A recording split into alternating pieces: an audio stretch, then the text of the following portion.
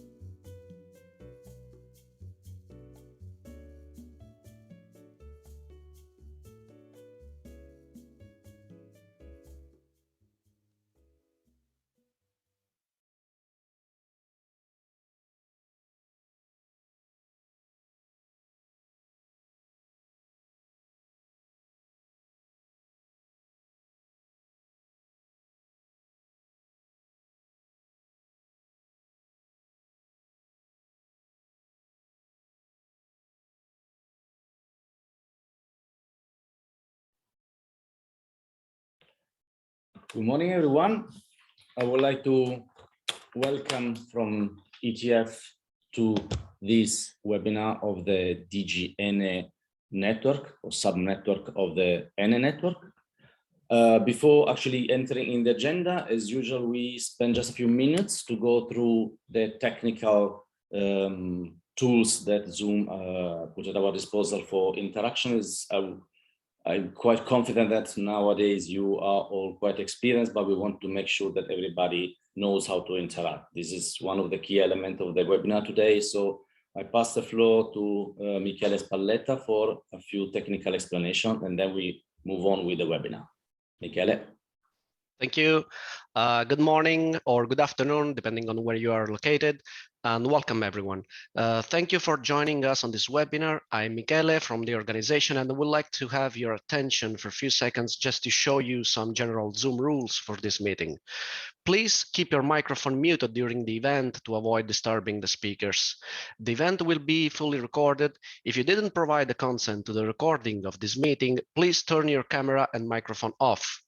At the bottom of your screen, you can find a little globe icon. If you click on it, you can select your preferred language. French and Russian interpretation will be provided during the meeting. You can also mute the original audio if you wish to hear only the interpreter. Please make sure to show your real name during the meeting using Latin characters. If you're not joining with your real name, please rename yourself by clicking on the More button near your name in the participants list. If you have any question, please use the chat or raise your hand by clicking the reactions button. We thank you again and we wish you a fruitful meeting.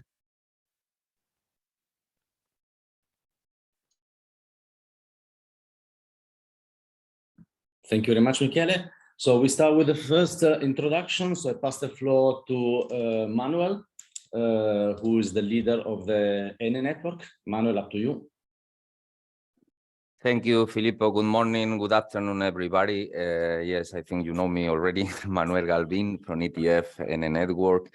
We want to welcome you, everybody, and thank you very much for your willingness and appetite to be here today. NA is constantly organizing seminars, webinars for implementation of our different initiatives. I want to remind that this DG is a flagship one, partnership one, integrated into the dynamics of the thematic approaches to developed by NA team and Vocational Excellence Project at the ETF. We are indeed, for example, now in June, having a study visit in Netherlands to discuss a little bit on the role of Center of Vocational, to learn a little bit more about the role of Centers of Vocational Excellence and public-private partnerships. We have tomorrow an online visit to Denmark system of centers and providers of vocational excellence that also is integrated in our partnership on Greta, which is greening responses to excellence through thematic actions. We have also in the pipeline a next phase on the entrepreneurial role of Center of Vocational Excellence, on which our Centers of Vocational Excellence with other partners, we are working now on focusing sub-themes on which Center of Excellence can improve their actions for becoming more entrepreneurial and being more integrated in the ecosystem of entrepreneurships in their partner in their countries. And of course, also we are running next phase of webinars. Last one was in Albania, and a visit, also online visit in CC partnership, which is sharing innovation on social inclusion in vet excellence. On top of that, I would like to remind also that the team it is going to be visible, and we are participating in different events. One of those is just to keep you informed that we will be part of the team in San Sebastian in the Congress organized in Tibet Excellence for All in June, 15-17 June, organized by the World Federation of Colleges and Polytechnics from Canada and Technica, one of our main partners in the European Union, which is also a special guest in many of our events. I want to remind that also in this partnership is important, not forgetting self-assessment tool. What is saying the self-assessment tool? The digitalization of teaching and learning is in principle grasped streamlined in two of our main dimensions on the self-assessment tool that many of you already know, and thank you again for participating and and conducting this self-assessment that we will have a second wave of results in June. So soon we are going to make visible this second analysis. The dimension F is the dimension which is grasping industry and digitalization, and I want to remind that there our center self-assess that benchmarking digital competence and developing digital strategies is one of their main activities and also their main field of concern also to improve. I think today we will hear about it. The second dimension that is taking this grasping the digitalization of teaching and learning, which is the focus of this project, and the role of centers of vocational excellence, is about pedagogy and professional development. In this respect also, our COVES are making available systems for professional development.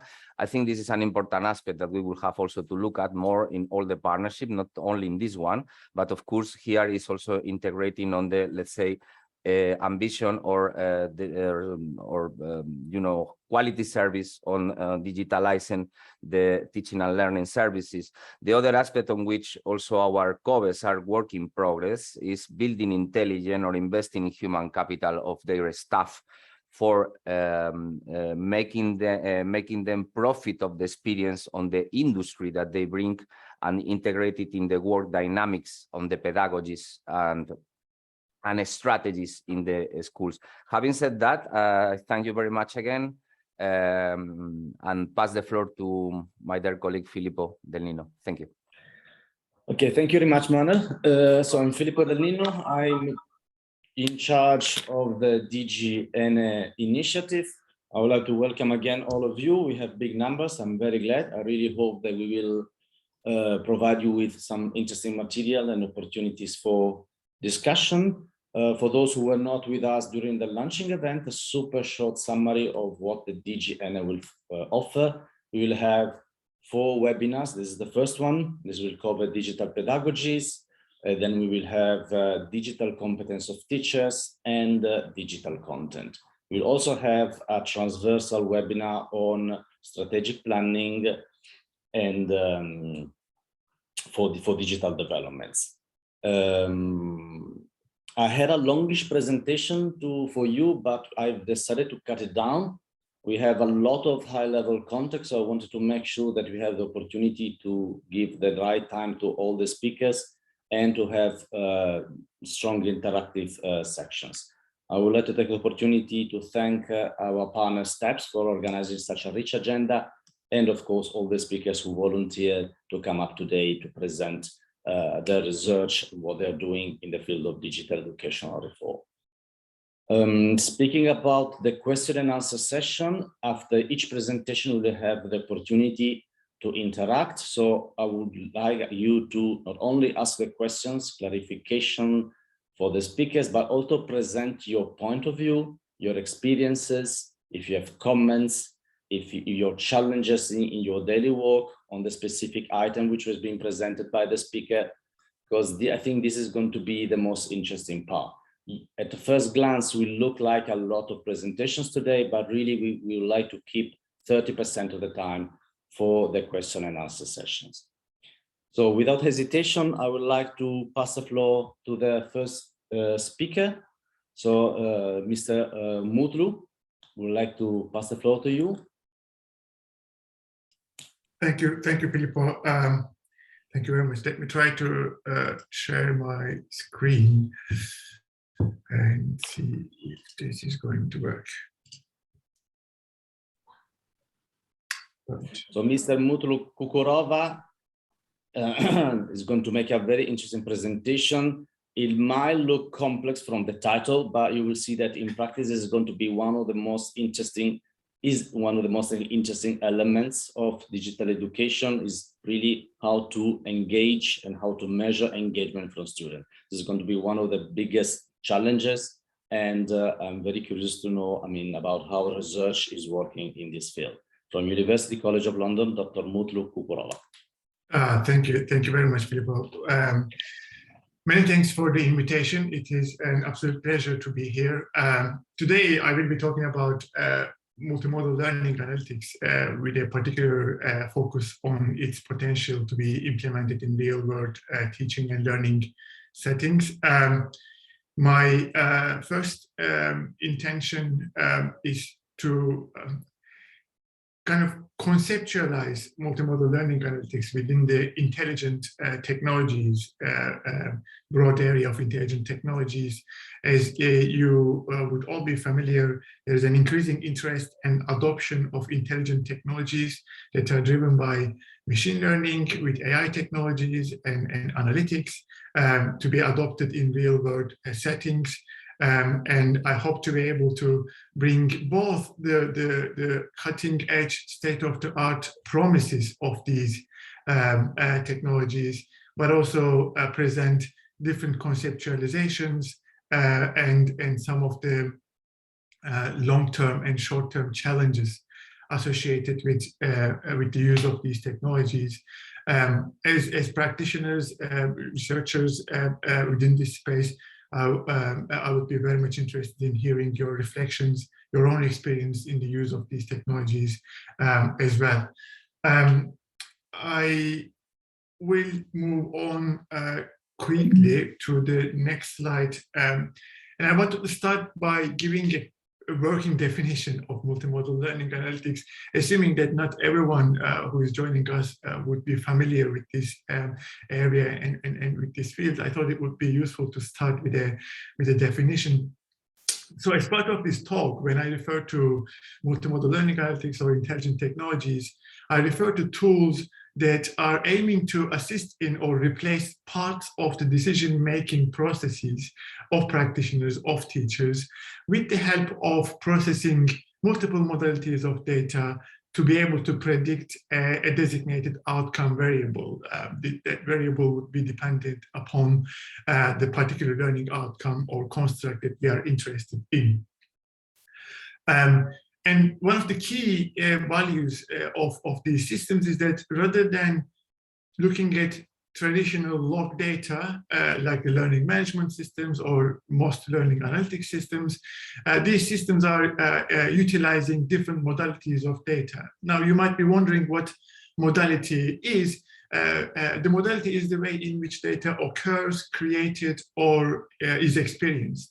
So as I was hinting towards, most of these existing learning analytics systems are looking at data from the logs of people's actions on a management platform. But we are equally interested in generating insights, looking at different modalities, and these are the most frequently used additional modalities in intelligent educational technologies. The second most frequently used modality is the audio data and audio characteristics. But there are also really interesting intelligent tutoring systems or intelligent educational technology systems that are engaging with data from EEG to look at the brain activity of people, looking at the skin sensing, eye tracking, looking at 3D video data to be able to look at the gesture analysis, and looking at location sensing or pressure data, pressure of the seating positions. So if we think about most existing educational technologies within this kind of coordinates of human control, human agency versus the automation through machine learning and AI systems, most educational technology that currently exists sit on the lower left-hand side, where the human control is low to be able to edit and flexibly change the educational technologies, and the automation is very low. So one significant conceptualization of these kind of intelligent technologies in education is to look at particular tasks of teachers, model them as an external model of the teacher's task, and to be able to replace it or build a replica, a proxy of this task to be able to potentially fully automate the task itself in the long term. That's a very ambitious goal, for the field, but that's one of the conceptualizations where the automation is very high. The system makes almost entirely on its own the particular decisions. So let's have a look at some of the examples from our own work. We have been looking at these detecting students' collaborative problem-solving competence with the help of multimodal data. So we built this system that collects multiple modalities of data from students' faces, from their hand movements, looking at these. Here you can see that the students are wearing fiducial marks, that we were tracking their hand speeds and hand movements. They were using, as part of an open-ended design task, physical computing kits, and we were tracking all their IDE interactions from the platform, all their block codings. They had a mobile tool. They were writing about their reflections, at what stage of the problem solving they are, and they also had self-declared emotional states that we use as an additional modality of data to track. And using all of these input modalities, we calculated certain independent variables, like the number of, for any single particular moment, the temporality that we have adjusted. We were looking at the number of faces. Hello. Hello? Yeah, Alan. Hello? Oh, sorry, that was, I think, an interruption. So we were looking at the independent variables, like the number of faces looking at the screen, the mean distance between their hands, mean hand speed, mean audio levels of their discussions, as well as all the physical computing kits. In addition to this, we calculated the amount of time that they were spending in different phases of the problem-solving stages. Like here, the green represents the amount of time that they spent on scoping the problem. The blue represents the amount of time that they were spending on actually taking actions to solve the problem. And the pink is the reflection stages where they were thinking about what went right, what went wrong. And all of these time variables also were added into a particular input. From this data set, we had two goals. We looked at, if we ask expert teachers and researchers, watch these videos, use traditional methods of evaluating collaborative problem solving, and tell us which groups are high competence, medium competence, and low competence, can we fully automatically detect, diagnose these classes of high competence, medium competence, and low competence? In addition to this, we looked at a regression model where we tried to estimate the final grades of the groups based on their input data. And using traditional machine learning algorithms and more kind of aggressive deep learning approaches, we were achieving relatively reliable high F1 values to be able to detect these classes. Now, this is an example where the goal was to be able to potentially fully automate this classification and automation of the detection of the final grades of students. In another project, we have been trying to use different modalities of data. We looked at the seat pressure data. So the seats that students were sitting on were giving us input to be able to detect their body positions, whether they are leaning too much forward or leaning too much backwards, how straight they are in their sitting positions. We were looking at their heart rate data to be able to detect their emotional states. And we were also looking at the facial images to be able to detect their particular head positions while they were interacting with an educational technology. And using all of these input, we were trying to fully automatically detect to what extent the students are engaged with the platform and to what extent they are sleepy or drowsy, that they need to take a break and come back afterwards to engage with the intelligent tutoring system that they were working on. So these are examples of looking at potential full automation of certain tasks. In another conceptualization, if we go back to our main diagram here, instead of thinking about full automation of a particular task, in another conceptualization, we can use this data to be able to generate models of effective learning processes and use these models as an opportunity for humans to improve their understanding of the learning processes. Here, humans aim to internalize the models that are presented by intelligent technologies, that rather than any kind of replacement of a task. These are relatively less automated technologies, but they have very high human agency in their use. So just to give you an example, we have been working with an educational organization that provides debate training in schools. So we were collecting data from students' personality traits, their input as the audio while they were doing their debating, as well as their previous experience and knowledge on the debating activities. And based on these input modalities, we created certain features of their emotional states, of their knowledge states, and their experience modalities. Then we use the principal component analysis to be able to decrease the dimensionality of this model and build a multinomial logistic regression to be able to predict what kind of features of this audio, of this experience, of these personality traits are likely to lead to effective debate experiences, effective debate activities.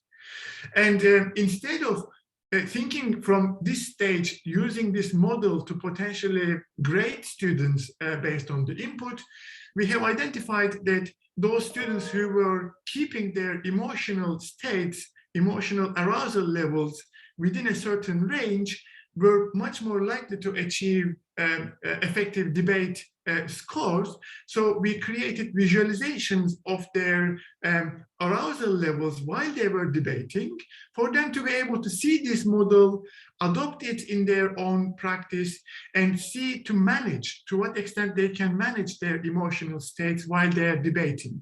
Not too high emotional states or not too low emotional states, but to keep it in the appropriate range. Here, the goal was not to fully automate a task, but to use this technology, to use this model as almost like a dialogic exchange of, we as humans know what good looks like. Intelligent technologies and data can tell us what good practice looks like. And we were trying to create this dialogic exchange between the technologies models, humans' mental models, and come up with a more effective, improved practice in this particular example, debate activities, but broadly the conceptualization to improve learning processes and learning affordances.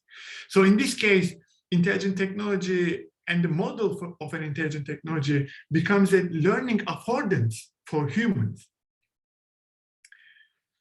So going back to our conceptualization map, the last conceptualization I wanted to mention within this intelligent technologies space is those technologies that have dissected complex human tasks into recognizing human strength, human intelligence to be able to make certain decisions, and combine it with artificial intelligence of the tasks that are relatively less relevant to the humans. For instance, I guess the best example of this could be to think about kind of semi-automated cars. You know, when you use a car with multiple sensors, there is a lot of automation going on in the background, detecting the distances, detecting objects around you. But at the end of the day, the human driver is the final decision maker, and you don't necessarily see this high automation in your experience with the dashboard of the car, but you are benefiting from these highly automated tasks. And within the educational system, educational context, one project that we have been working on was looking at, instead of fully automating the detection of collaborative problem-solving competence, which is an extremely complex competence, we were looking at the fully automation of detection of students' engagement with a task. So we were trying to build a computer vision system that uses video data and detects 3 states of students. Whether students are active, so they are hands-on active and looking at the activity directions, whether they are semi-active, so they are not hands-on active, but watching a student who is hands-on active, semi-active, or passive, like completely not hands-on active and their head is directed towards off task. This is a relatively simple task to be automated with an AI system, with a computer vision system. And for a human teacher, it has relatively less value. But the accuracy of this automated detection of engagement states is much higher compared to the detection of a complex competence like collaborative problem solving. But in order to be able to bring the value of this background automation, high automation on the engagement task, we were then building interpretable, transparent, explainable algebraic models of students' engagement states of active, semi-active, and passive to be able to generate constructs that are actually meaningful for a teacher. For instance, individual accountability. You know, when students are working in a group, to what extent one student's contribution to the discussion, to the activity, is recognized by other students around the individual student. To what extent there is an accountability of an individual's action in the collaborative world. And we can calculate these based on the engagement states that we have just fully automatically detected. So in another project, looking at the relatively automated collection of social network measures, looking at the online discussions of students, we were building social network models and look at the values like the density, average clustering coefficient, reciprocity, those constructs that can be fully automatically detected from the system, but doesn't have much value for a teacher, for a practitioner. But using these values, we were trying to operationalize constructs that could actually be meaningful for teachers. For instance, based on these network measure input, we built transparent models of transactivity gains and coordination costs. So those actions that increase the shared working memory capacity of individual students. And we were trying to create visualizations that might be meaningful for teachers. So these visualizations, for instance, the red shows the coordination costs.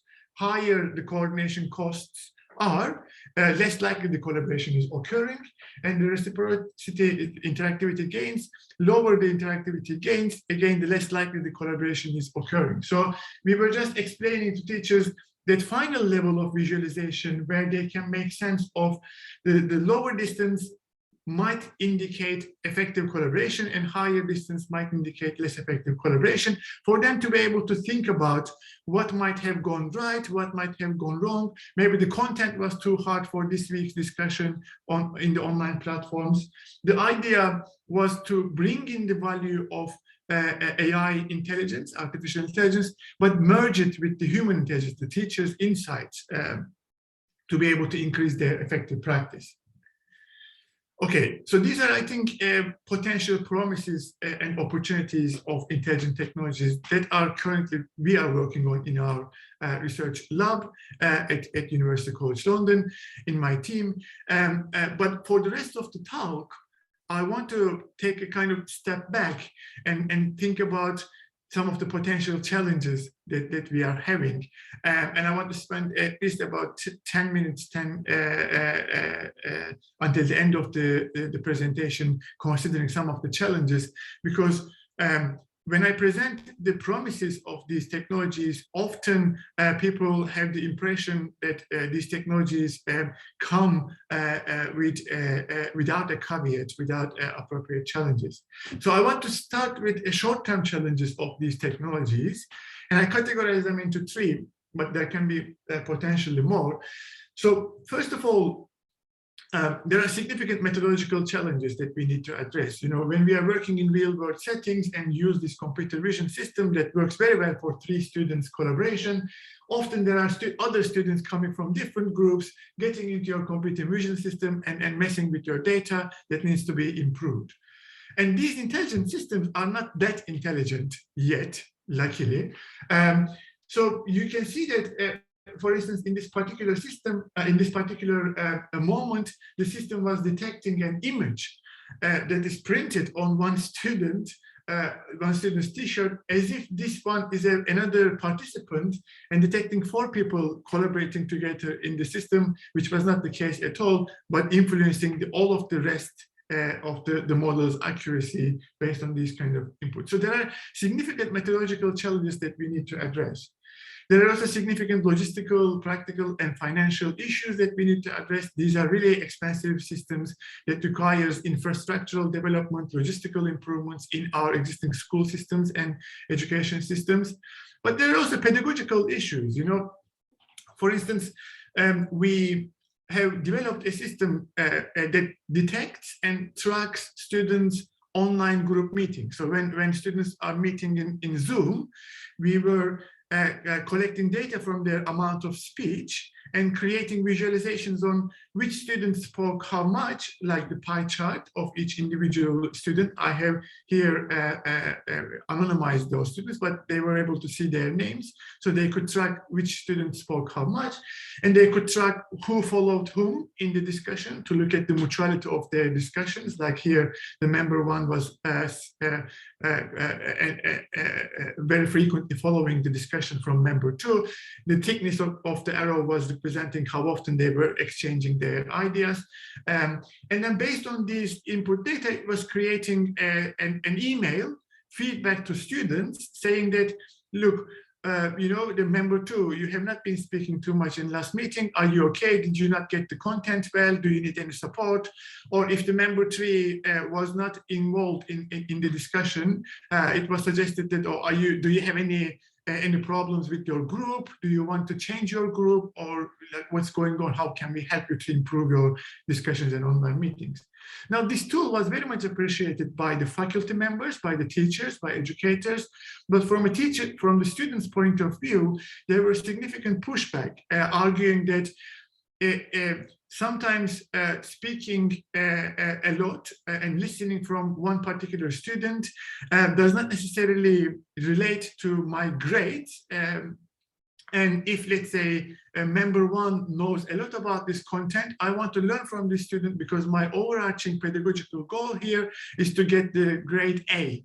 Speaking equal amounts of time or following each other in the discussion does not help me get an A score or the highest score, so I don't want to use this tool in practice. So there are a lot of alignment requirements of what these technologies are trying to achieve, and what our educational systems are trying to put forward as valuable goals to be achieved. But in my opinion, these are all short-term challenges, because with enough funding, with enough research time, we can address all of these problems. To me, the real world challenges of intelligent technologies and their adoption in practice relate to those issues that are highly embedded with our ethics and human values in which we drive and we flourish. So our very nature of education systems are heavily influenced by what we consider as good human values. And some of these technologies are significantly challenging those values. And there needs to be some kind of value alignment before we think about the real world practice of these technologies. And I try to categorize them into three here. I don't have much time to get into the details, but I will give some examples of each one of these dimensions. The first space that I wanted to talk about is the human agency issue. So particularly those conceptualization examples that I have given that relates to fully automated intelligent systems. These systems, by definition, challenge human agency, and they focus on the exploitation of knowledge activities rather than any kind of exploration of students. So they are great if we know, and we have a very clear designated outcome variable to measure, like algebra or maths. We have some sense of what exactly good way looks like. But if we want students to explore and learn and experience and maybe go through some productive failures, these systems really struggle. They challenge the allowance of human agency to go out of the way that the model thinks is the right way.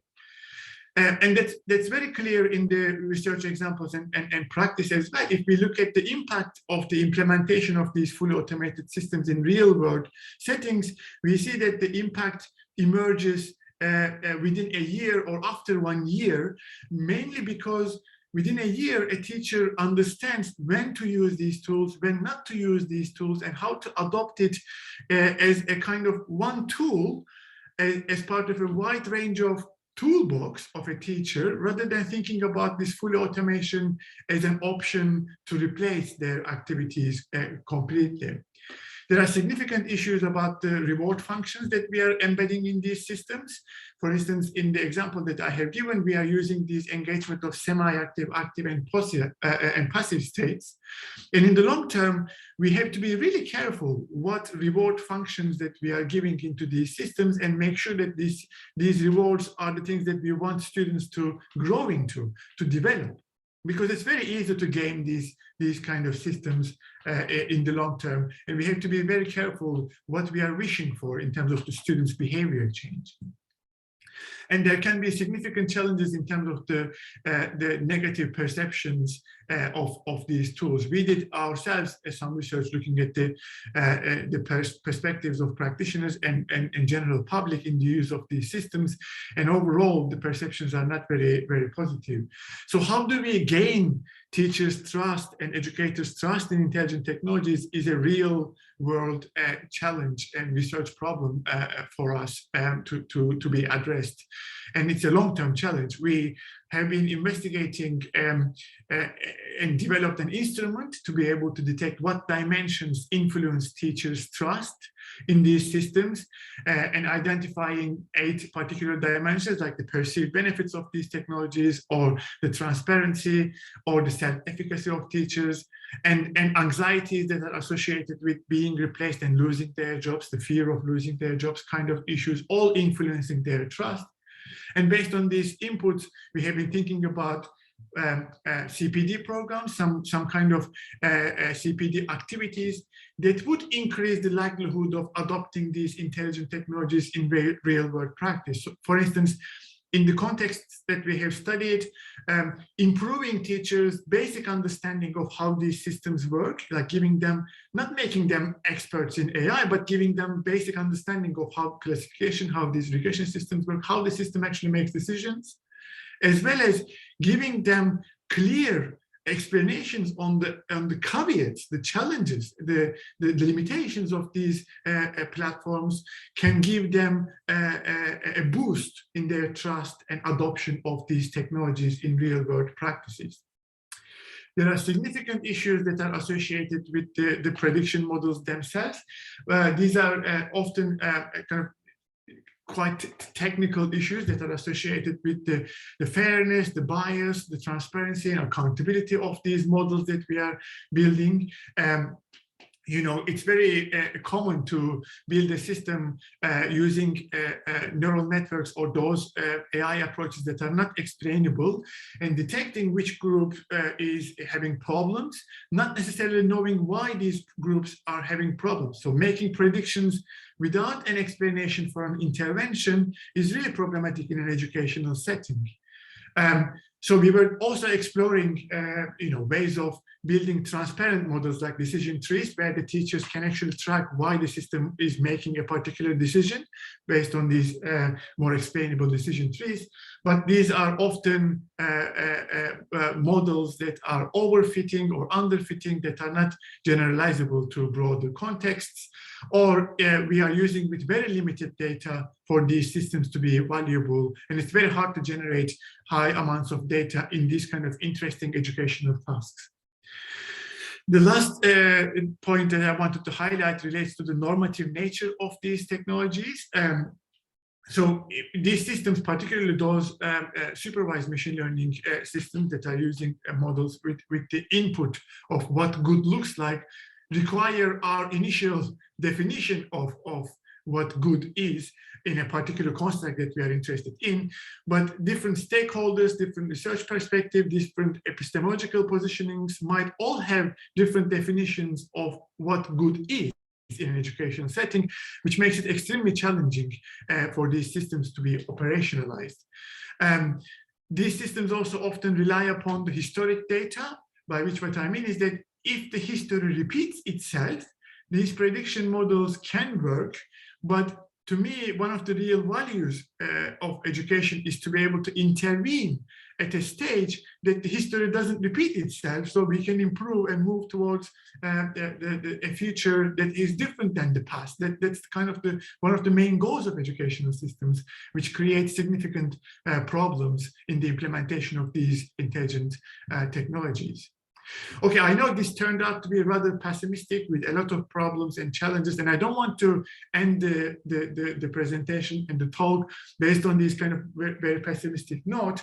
So I wanted to kind of end it with two, in my opinion, potential ways forward to be able to improve these systems, but also increase their adoption in real-world practice and teaching.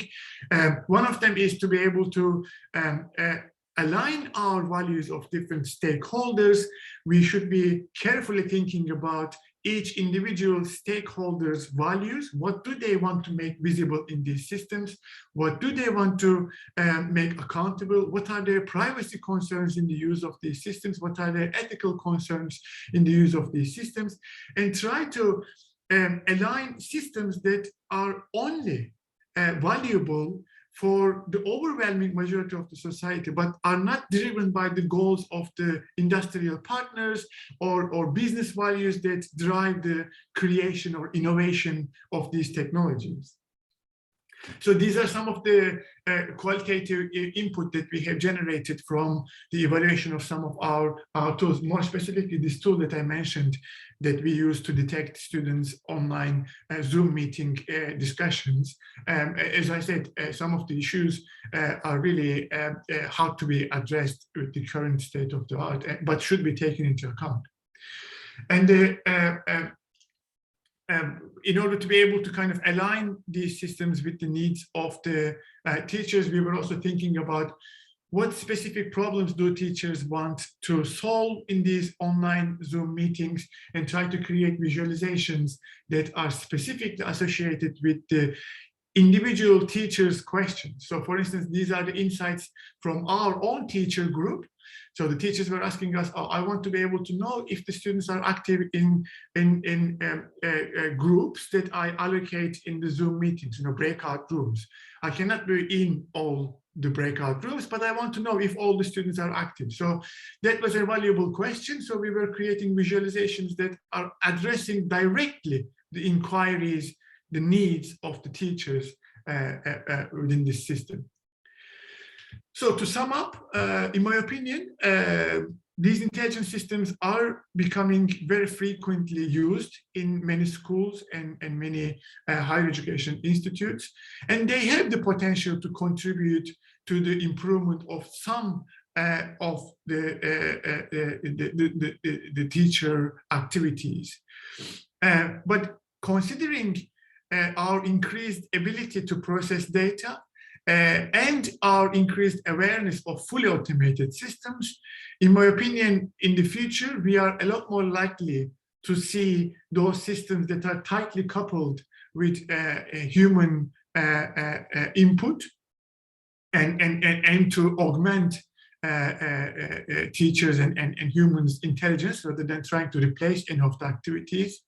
And within this space, if we are to move forward, we should be aiming for transparent models that are driven from learning sciences based on what we already know about how good and effective learning works, what do we already know about what good pedagogies look like, and use these insights to build transparent systems, and also design these systems taking human values in a human-centered approach to align different stakeholders' values together for them to be able to adopt it in the long term. I'll stop here, and these are some of my PhD students from my lab and my team. I want to thank and acknowledge their contribution to this research. Thank you. Thank you very much, Dr. Kukurova. This was, how to say, impressive. I take the opportunity to remind that we are recording the event and the presentation will be shared. There was a lot. Of course, we force you to present in 15 minutes, something that would have required hours. So first of all, congratulations for being clear despite the complexity of the topic. But I mean, people who are participating can go back afterwards and rewatch it or look in detail at the presentation. I open now the question and answer sessions. Anyone who wants to contribute or asking question can do it whether in the chat or raising their hands in the participant screen. From my side, there are so many things to say. First of all, I think it's impressive that this is not just a state of the art of research, but Dr. Kukurova clearly mentioned this is already used. So I think it's when you hear about it, it really looks like science fiction, but then you probably have different level of implementation. I think like somebody could start monitoring the students' participation. Like I think if you take your last slides, I mean that's a starting point. Okay, a motion tracking technology where I look at how students are actually leaning on the desk or presenting. This is what the university is actually researching about. We can already implement these type of approaches using more base data. So I think this is it's a starting point. I mean, the research always moves much faster, and then the practitioners always follow after. But I think I am optimistic in the sense that I see in different environments. I always take this comparison. If you take sports, it's something we all know, and the value of the experts, that in the case of education is the teachers, greatly increase with the amount of data they have at their disposal for analysis. It's the same thing as once we start tracking the players' movement to a level of, we know exactly everything they've done on the pitch for every second.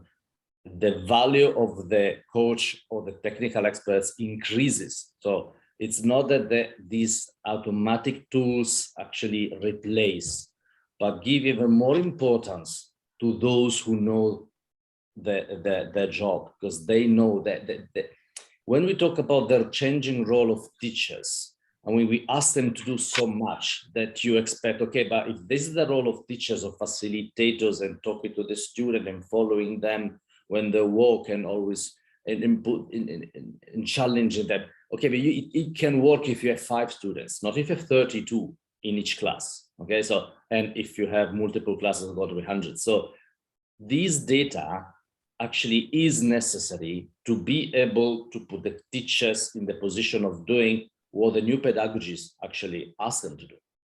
So it's really a necessary step to put them in position to be committed and not frustrated. Because if you ask them to do so many things, as when are you going to do it? How? In some cases, I hardly remember the students, because I have like, if you teach geography in Italian school, you have like 10 classes, so it's 300 students. So this automation helps those who are already good in their job. I think this is the real starting point. So it increases efficiency. It's not made to replace teachers. The added value is the efficiency that allows teachers to focus really on what they ask according to the new pedagogy. So I think it's a very powerful, you express extremely well the challenges from a technical point of view, for an ethical point of view. It's complex, and it will be always more complex because we will have so much more power in the future. But still, I take the optimistic path, and I say, this will really empower schools to implement the change that we know. We know how you should actually follow and facilitate students' work, but from knowing to implement in reality, it's a big challenge. And I think this is part of how we can address it. Philippa, that's fantastic. Thanks for this reflection. I wanted to quickly kind of comment on the 2 main points that you have raised. One of them is in terms of obviously that's my research area, but everything that I have presented, actually, I have taken not cutting edge research results per se, but I have used real world implementations of these tools. For instance, this detecting students' awakeness tool from the seat pressure and the face data and the heart rate data is currently being used in Japan in Japanese schools to be able to detect why students are engaging with homework. When do they need to take breaks, because it's a significant concern in Japanese schools at the moment that students are spending way too much time engaging with these systems. So it's a real world system that is being implemented. Similarly, you know, the Zoom example that I have given, it's a software development kit that you build on Zoom that I have been using for 3 years for my teaching. So all of these visualization, these are from my own students' data. Like this is from a real world implementation of real-time detection of each student's speech time. And these are all feedbacks that we have been implementing and giving to the students within the last 3 years. This is not science fiction at all.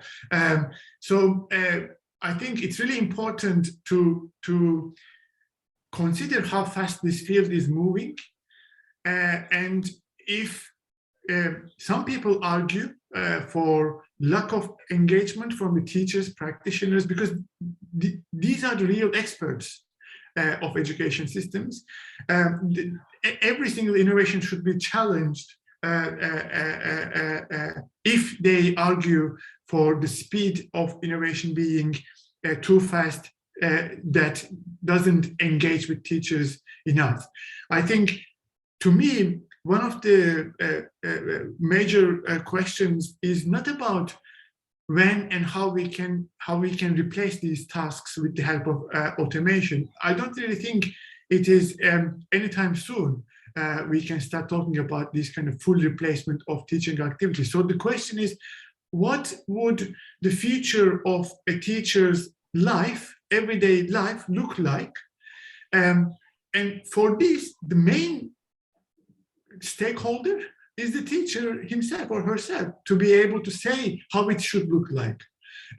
That's why I was arguing about the value of human-centered design and teachers' subject level expertise, pedagogical expertise to be taken on board in the design of these approaches.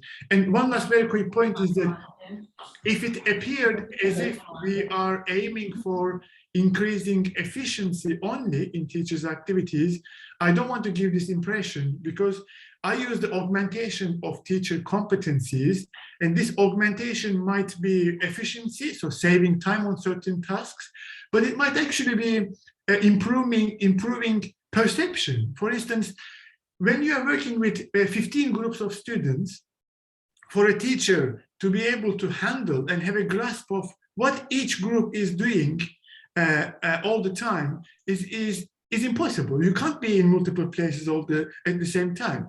So you can augment the teacher's perception of being able to monitor the individual student's process. And that's an augmentation.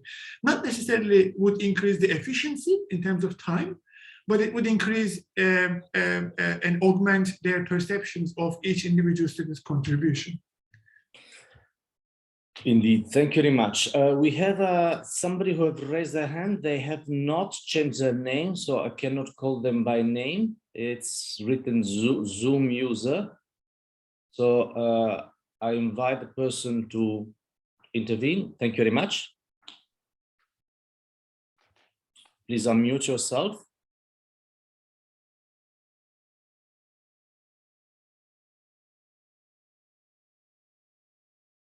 Hello, sir.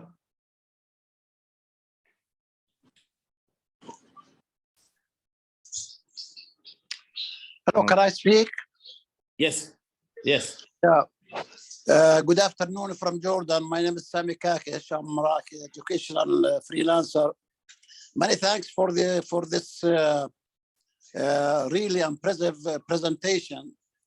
I think using technology is a must for every country. With regard to this presentation, I have some questions. First of all, do you think these models can help the student to predict the future career, or help him to to find a future career? Second of all, what advice that you can give to let's say underdeveloped country where you can find about 40 to 45 students in the classes, even in the lab. Third question about the training. I think we'll have two sides of training. First, educational bodies, then what you call a technological body, technical expert versus educational expert. I think that in the future, the technical expert will dominate the educational expert. Do you think that will affect this model? Many thanks. Thank you very much for these questions. With regards to predicting future career, obviously there are a lot of attempts and research studies that looks at students' interest, motivation, engagement, success in different modules, trying to draw a pathway that would be more likely for them to be successful. I am familiar with this work within the higher education context. So I know some of the top universities in the world are exploring these because they want to improve their career advice, but I don't know anything within the school settings. To me, I think that might be a bit dangerous, particularly in the school context, because at the end of the day, these models have significant issues with regards to bias, with regards to reliability. And the last thing that we would want, I guess, to direct a student towards a career pathway that we do not necessarily want to limit them to. I would expect a little bit more caution in the use of these predictive models for future career advice. They can be as suggestions and considered and presented as potential suggestions, but I don't agree with the idea of using them as, look, this is your career pathway and go and follow it, kind of imposing particular pathways to people.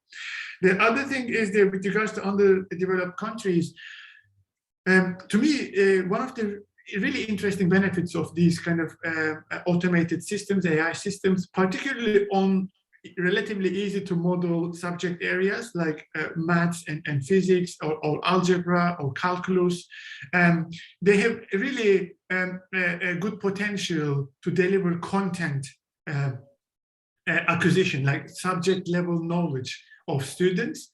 But I am worried that if we take this opportunity to use this in underdeveloped countries as an optional pathway rather than an actual real qualified human teacher, in the long term, the gap between the students' skills that relate to their ability to effectively operate in a modern society, like their ability to collaborate, their ability to communicate, their creativity, their skills that are very hard to be supported with these systems will be diminishing, because we will be giving these relatively cheap adaptive tutoring, personalized tutoring systems to improve their maths education, and focusing on these dimensions, and in the other countries where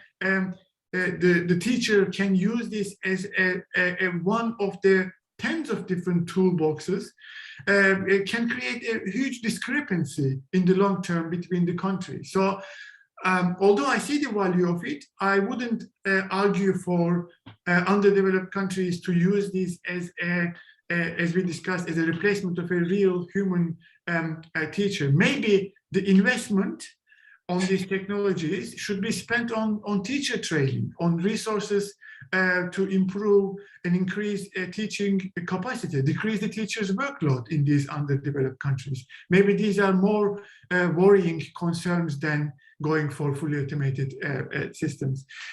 With regards to the teacher training aspect, as I mentioned earlier, I genuinely do not, I think that the technical experts will be becoming more frequently used in schools to support the teaching activities. But I have the impression that this increased labor of data, so in order to be able to use all of these systems in real world, you add yet another task to teachers, which has implications on their workload. You know, they need to input data, they need to learn a new system. So to me, instead of highlighting or increasing the capacity in the technical aspects or bringing in technical experts into schools, we should try to find ways of the CPD activities that would increase the skill set, capacity, interest, and engagement of teachers while decreasing their workload in terms of the data labor of these systems in real world practice. Thanks. Thank you, Mutlo. That's great. Thank you so much for all this bunch of information that you are sharing with us.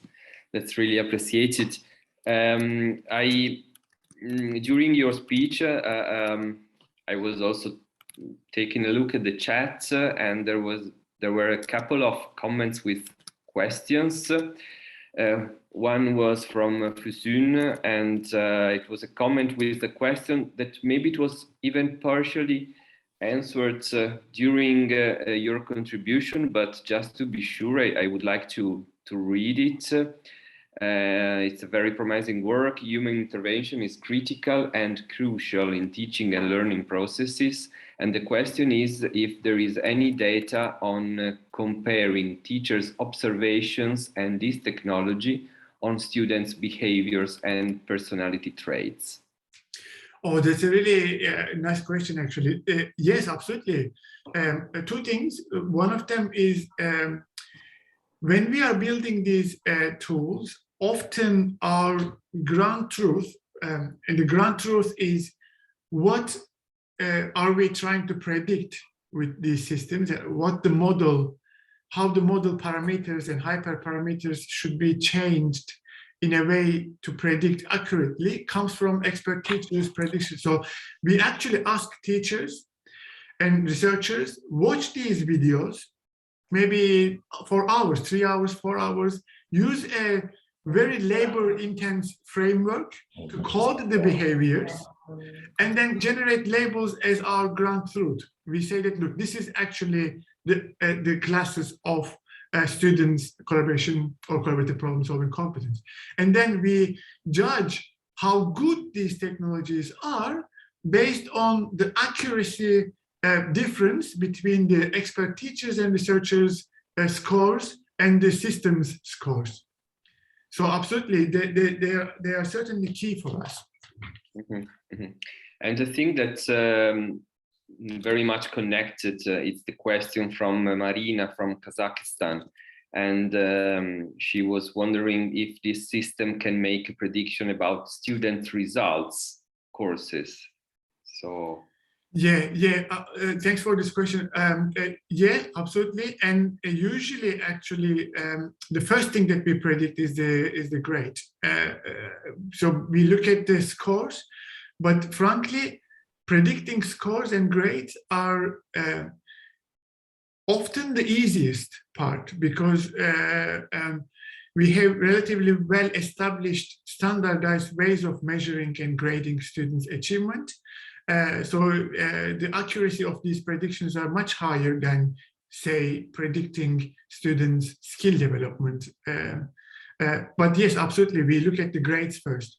And as I was trying to show, it's possibly a bit technical there, but the regression model that I have shown earlier is showing the accuracy of detecting students' grade, and the classification model is detecting the labels. So here, these are the root mean square error rates, so lower the better.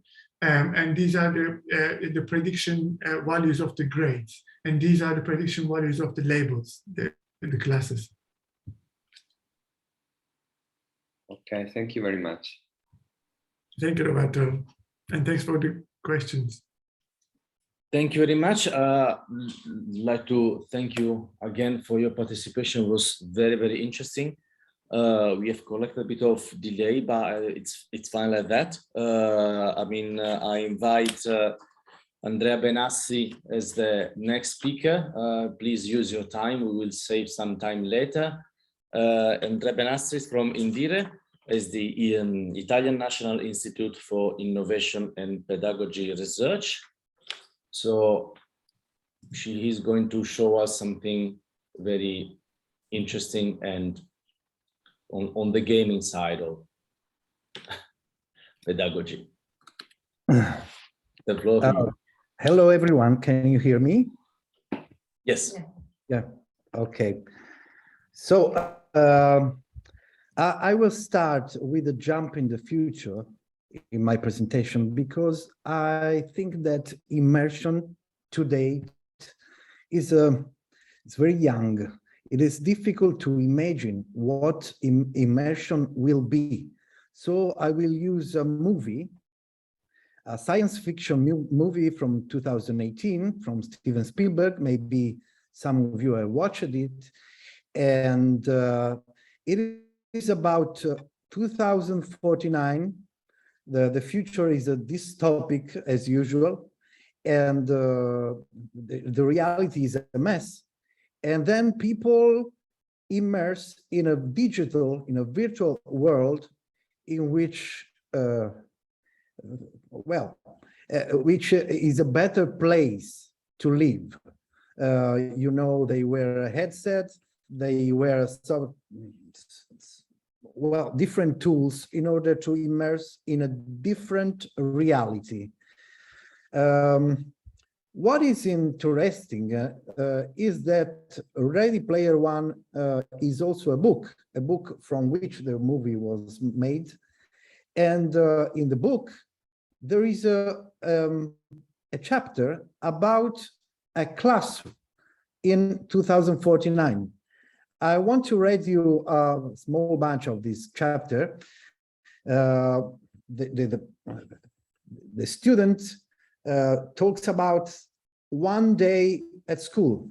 My avatar's eyes slid open, and I was back in my world history classroom. The seats around me were now filled with other students, and our teacher, Mr. Abenovich, was materializing at the front of the classroom. Mr. Avenovich's avatar looked like the portly, bearded college professor. He sported an infectious green, wide-rimmed spectacle and a tweed jacket with patches on the elbow. When he spoke, he somehow always managed to sound like he was reading a passage from Dickens. I liked him. He was a good teacher. Of course, we didn't know who Mr. Abenovich really was or where he lived. We didn't know his real name or even if he was really a man. For all we knew, it could have been a small Inuit woman living in Anchorage, Alaska, who had adopted this appearance and voice to make her students more receptive to her lessons. But for some reason, I suspected that Mr. Avenovich's avatar looked and sounded just like the person operating. And all of my teachers were pretty great.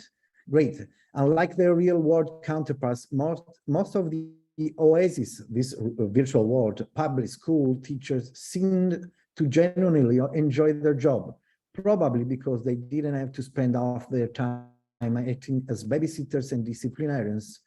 The Oasis software took care of that, ensuring that students remain quiet and in their seats. All the teacher had to do was teach. It was also a lot easier for online teachers to hold their students' attention, because here in the Oasis, the classrooms were like holodecks. Teachers could take their students on virtual field trip every day without ever leaving the school grounds. During our world history lesson that morning, Mr. Abenovich loaded up a standalone simulation so that our class could witness the discovery of King Tutankhamun's tomb by archaeologists in Egypt in AD 1922. The day before, we visited the same spot in 1334 BC and had seen Tutankhamun's empire in all its glory. In my next class, biology, we traveled through a human heart and watch it pumping from the inside, just like in the old movie, Fantastic Voyage.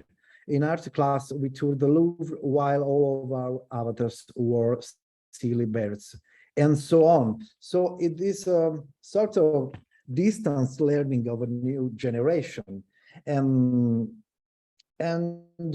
well, this is an example of what immersion could be in the future, not now, in the future. And in my opinion, we have to deal with this term. What is immersion is, and this is a sort of definition. We seek the same feeling from a psychological immersive experience that we do from a plunge in the ocean or swimming pool. The sensation of being surrounded by a completely other reality, as different as water is from air, that takes over all of our attention, our whole perceptual apparatus.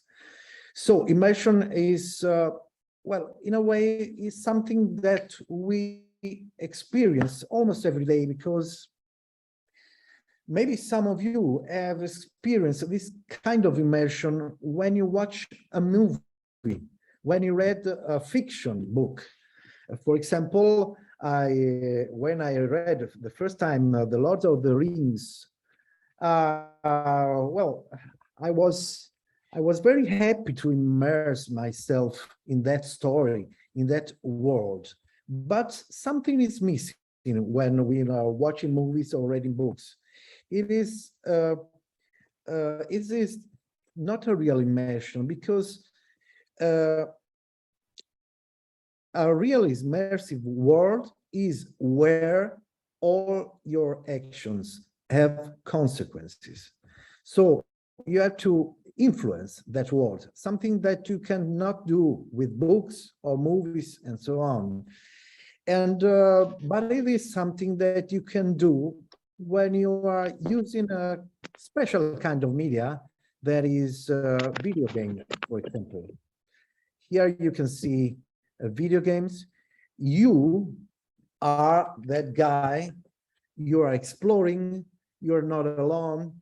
And of course, what happens in the game is influenced by your actions, by your experience inside the world. So video games are, well, in a way, real immersive media, even if you are not inside it with a virtual headset and so on, because you feel like you are there. That is a big power of the video games. And now let me tell about the learning potential of this kind of immersive worlds, video games, and not only video games. Francesco Antinucci says they are manipulable copies of reality. You know, we can act on reality, but this is something very difficult, very costly, very dangerous, and so on. Immersive worlds allow you to feel there in that world, in that experience, and act on this experience in the and maybe making mistakes. This is something very similar to simulation. No, you can make mistakes with no consequences of the reality, different consequences. And then there are virtual worlds or MUVE, multi-user virtual environments. We can think of the virtual worlds as sort of video games with the game stripped out. Take out the rules, take out the quest from a video game. What remains is a world in which you can act with other people, in which you can decide what to do with it, with that world. And that was the starting point from virtual world developed by Indire in 2009, and that is open to students and teachers from 2012. Let me show you a brief video about what is Edmondo. Just a moment, maybe I have to share the audio too, just a moment. Share sound, optimal video, and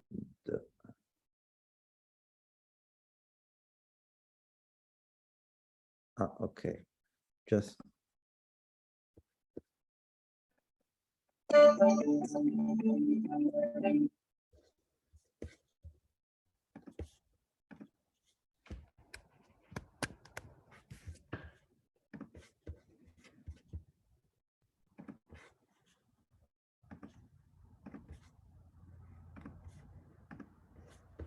okay.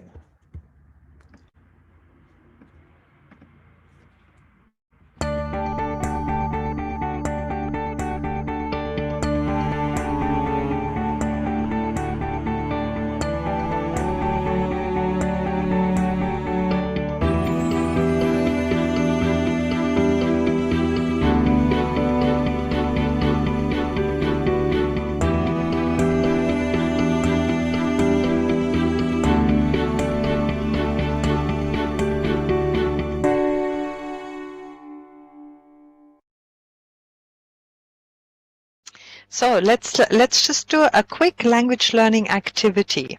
If you could place your avatar on the country where you have been on holidays last, and I'm talking about faraway holidays.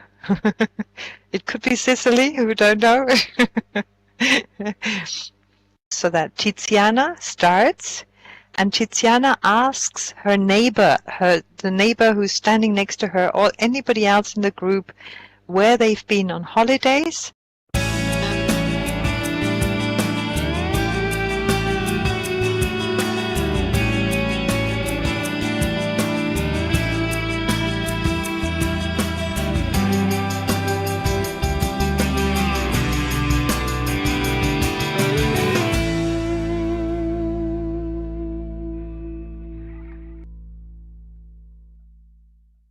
Allora, questa zona è chiamata Indire 4, è una zona di Edmondo e noi studenti dell'ITC GT Salvemini di Molfetta abbiamo rappresentato alcuni dei monumenti di Molfetta, la nostra città, dove è situata la nostra scuola. È stato veramente un bel progetto, perché soprattutto per noi che saremo futuri geometri o architetti, pensando ancora di più al futuro, ci ha permesso di iniziare a vedere alcune delle costruzioni di Molfetta. Vabbè, partiamo subito con una delle chiese più importanti di Molfetta, la Basilica della Madonna dei Martiri, intitolata proprio al nome della nostra patrona.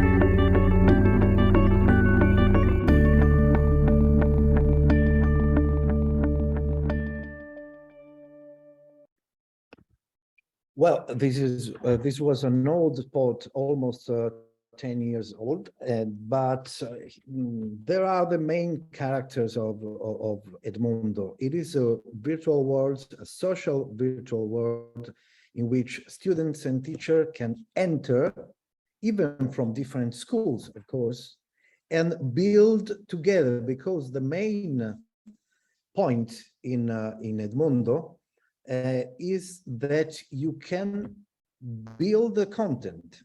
It is a sort of blank sheet in which you can start to write. You can start to design and then build what you want. For example, some years ago, 4 schools from different regions in Italy matched in Edmondo to built the ancient site of Selinunte in Sicily as it was in 4th century BC. So one history arts classroom started to make a research in order to know how was the site in 4th century AC. Another classroom translated this research in technical draws. Another classroom used these technical draws to rebuild the site, and another classroom, a topography classroom, went to Selinunte and made and did the topographic measurements in order to recreate the morphology of the land, of the terrain in which to build the site. So there were 4 different schools, classrooms from different regions in Italy that were in a way present together in a virtual place, in a virtual laboratory, because it was a laboratory.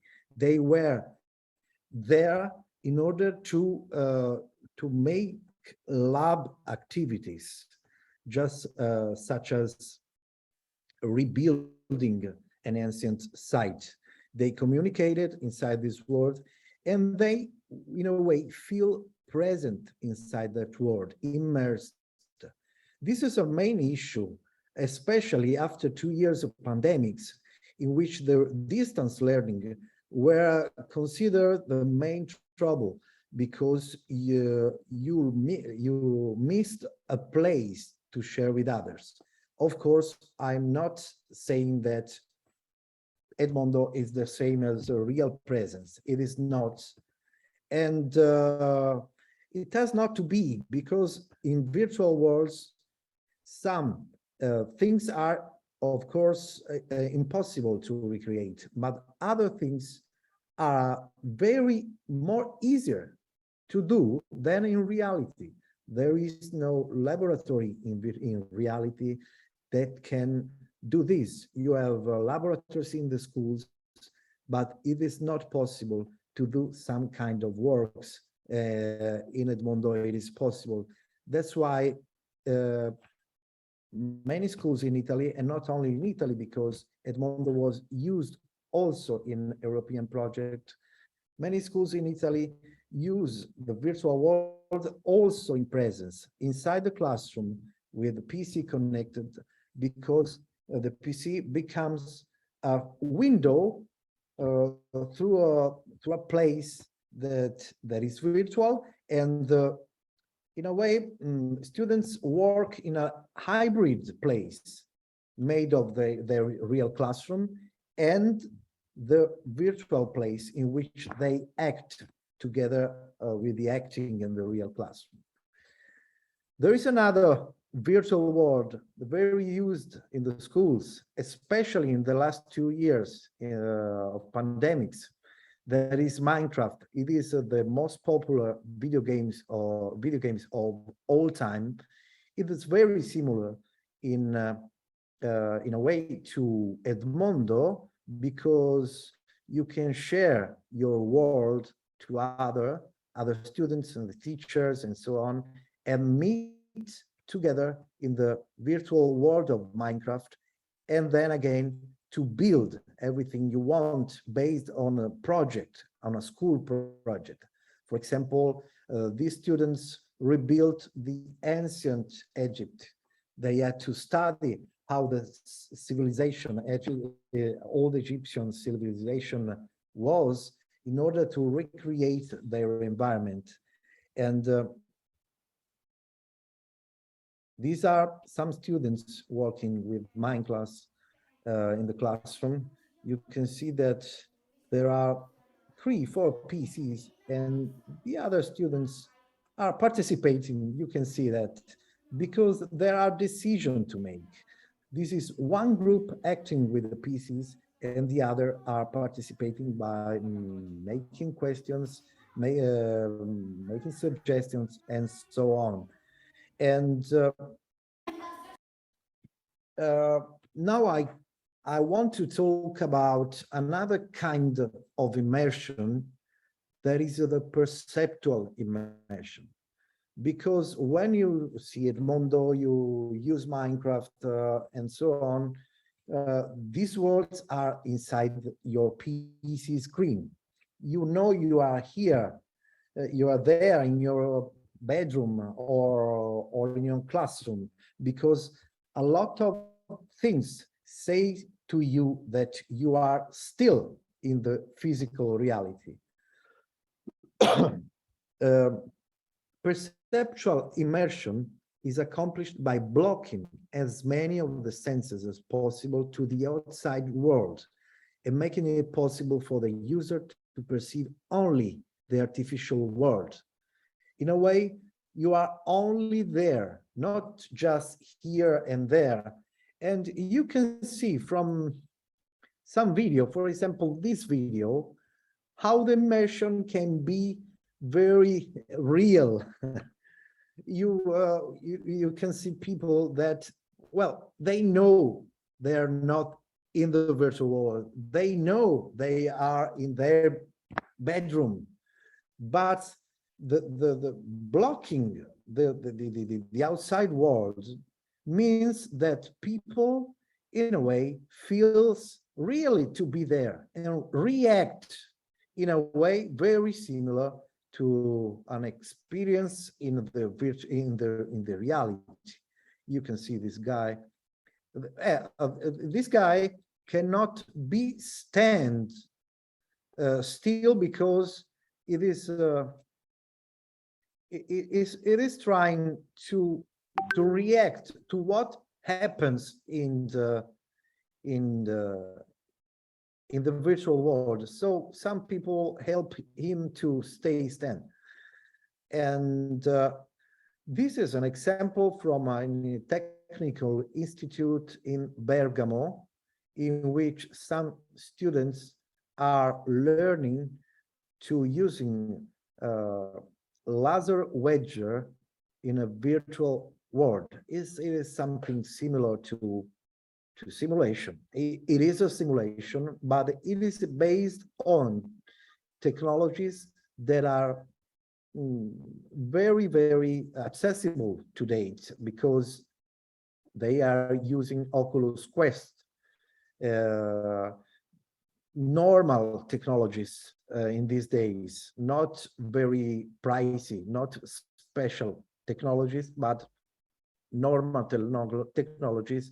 In this case, trying to learn, and you can see the feedback in the screen. You can see the feedback of his action during the session. Here is another training made through headsets, virtual headsets in a virtual world. And here are the conclusion. Of course, immersion is a very early technologies in these days.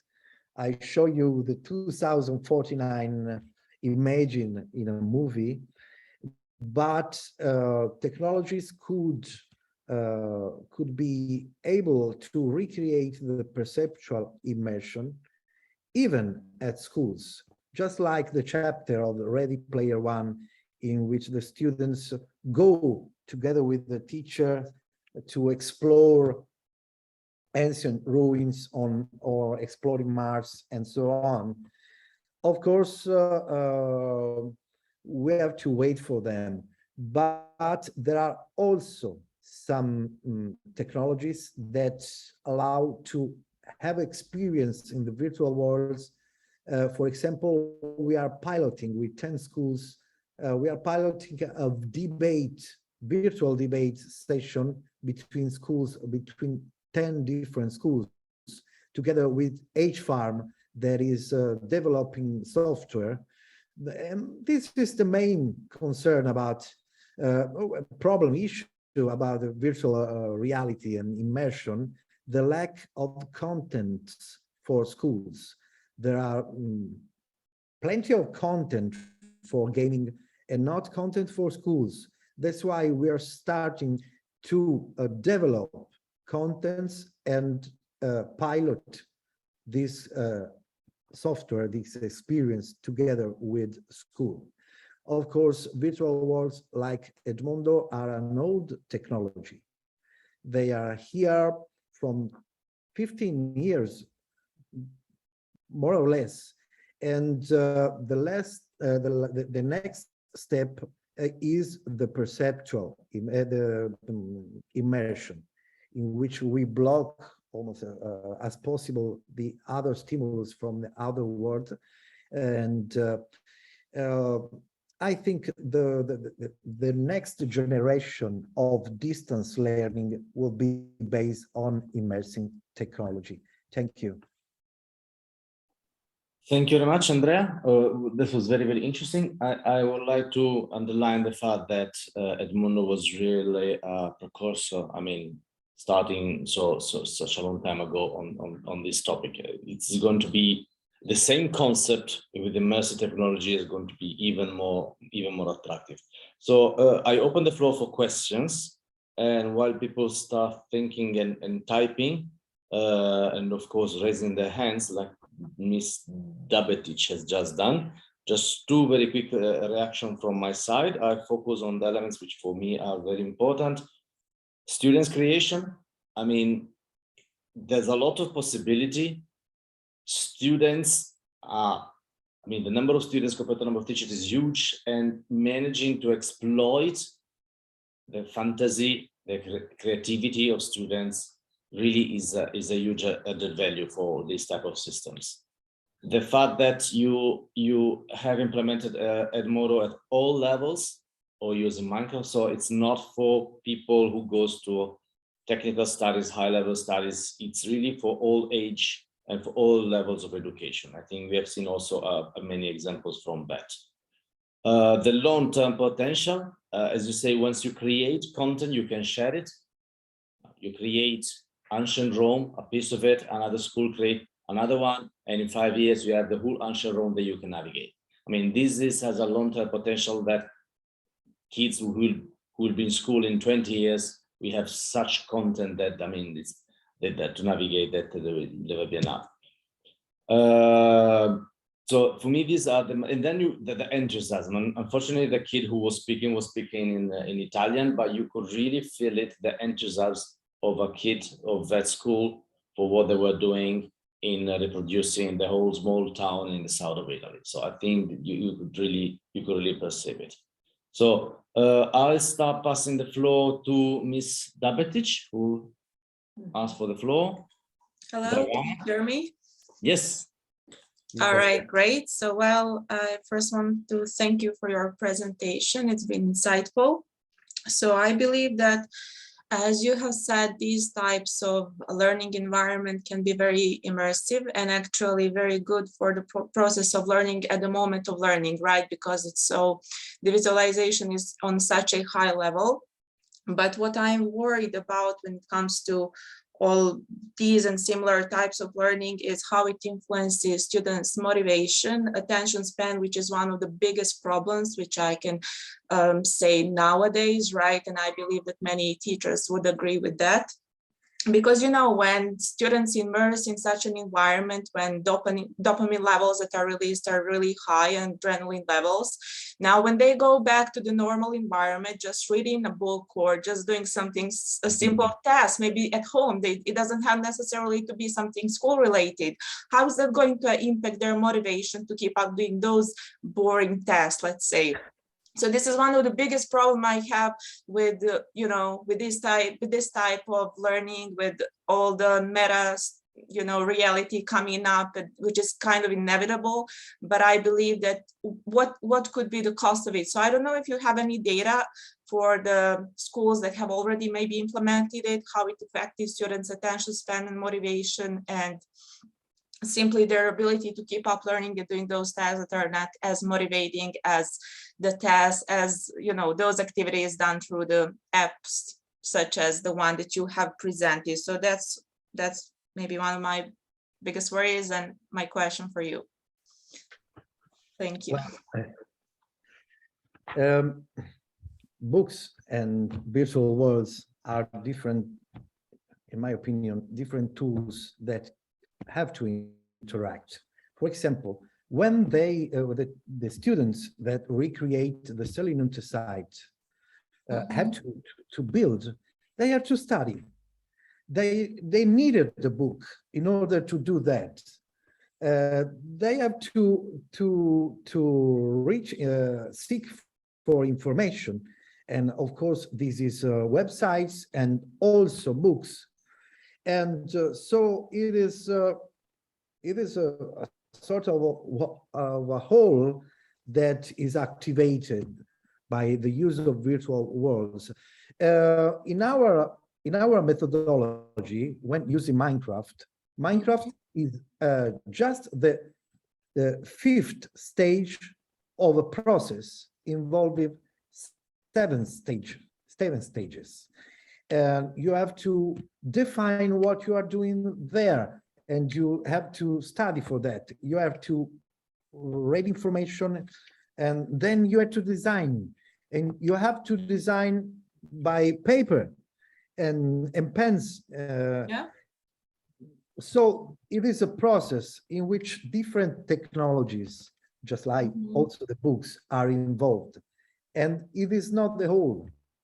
You insert this kind of virtual experience inside the project, inside an activities made of different times and different tools and different modalities, of course.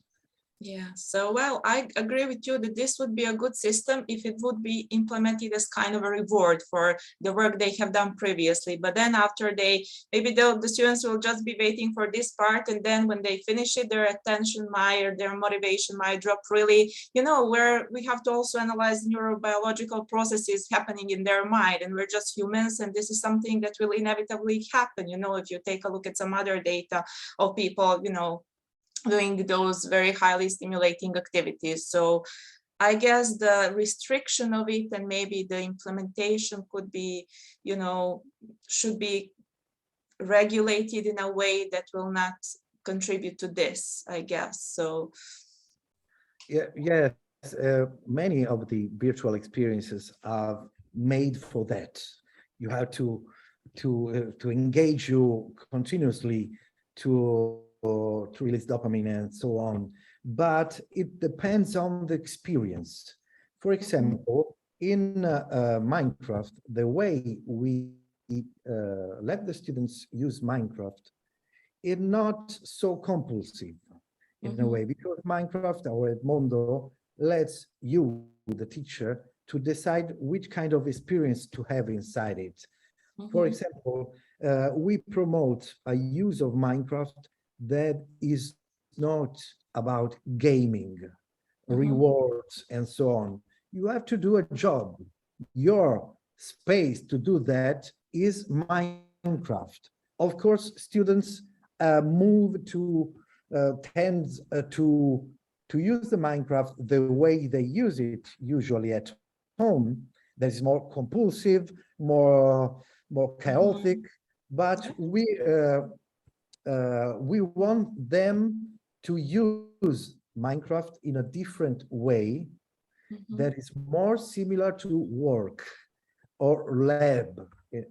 And maybe it is a bit less engaging than the way they usually game with Minecraft. A bit less engaged, but more integrated in a laboratory activity. And this, in my opinion, is the solution. The kind of experience you let them to find inside the game, if you can control it, of course. And we want to do that. We want to control what happens in the world and choose games or virtual worlds that can allow us to control it and then integrate it. And avoiding peaks of that kind of reactions that are not contemplated in these experiences. All right. Okay. Thank you very much. I mean, I was You're just, welcome. yeah, contemplated on the thought that it could get out of the hand at some point, but we'll see about that. I guess we'll just learn from the experience. So thank you. You're welcome. Thank you very much, Dragana. We have two questions. I'll share both of them with you. I mean, the first one is from Fuzun from Turkey. How could these individuals with disabilities use these technologies? And the second one is from Aizulu from Imashova. Are such facilities affordable in terms of the cost and exploitation? So, two typical questions concerning these technologies. Well, I can tell you an example. We are starting, as I said, a pilot in 10 different schools about debate activities.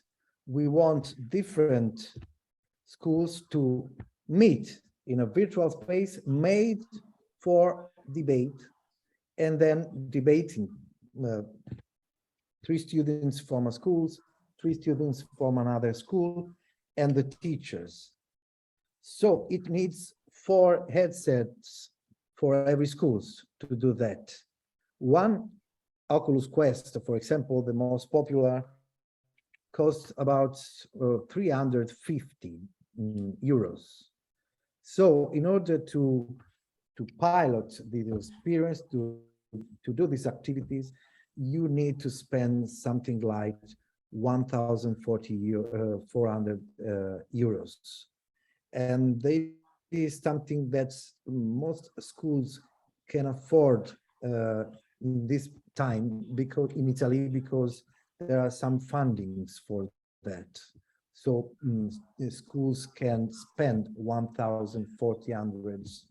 And well, in fact, many schools did spend for headsets, but the main problem is they buy the headsets, maybe 3-4 headsets, and they don't know how to do with them because there is a lack of content. So after the first wow moment, they don't use them. We are working also with schools that already have the headsets, but they didn't know how to use it. We are giving them an experience in which to use the virtual headset to meet with other schools and having debate in this case. But in another following pilot, we will focus on foreign language learning, for example. So about the cost, one example is 1,400 euros for this kind of experience. You may ask, yes, if you are talking about 3 students, 1 teacher, what about the rest of the class? What they do? Well, what happens inside the virtual debate space is streamed into the classroom screen, so the other students can watch and participate in a way. After all, debate is not something that 25 students do in the same time. There are 3-4 students that do debate, and the other assist, and the other watch. So it is compatible to the classroom normal mood in a way. This is about the cost. And I see another question here from Lucia. Don't you think that those headsets can be hazardous for some students? Because I saw a child almost fell. He probably fell dizzy and didn't know how to coordinate his body. Sorry. There is a minimum age today that is 13 years old to use virtual headsets. And this is also due to not only safeness, but ergonomical issues. After all, now, today, headsets weigh something like 200 grams or maybe more. So it is from 13 years old and up. Of course, about falling and so on, there is a training involved. When you use every technologies for the first time, you have to learn, you have to train. And of course, using internet, you don't fall. Using headset, you may, but it is an normal and fast training that you have to do in order to avoid it. Andrea, thank you very much. We are really collecting a bit of delay, so I would move to the next speaker. Again, thank you very much for your participation. Daniel Llamas, coordinator of the Build with Bits. The floor is yours. We are still talking about immersive technologies. Perfect. Hello, everyone. Hi. Thank you very much for coming. Thank you for your contribution. You can share your screen. Okay. Can you watch it? Yes, we can see it. Perfect. So welcome, everyone.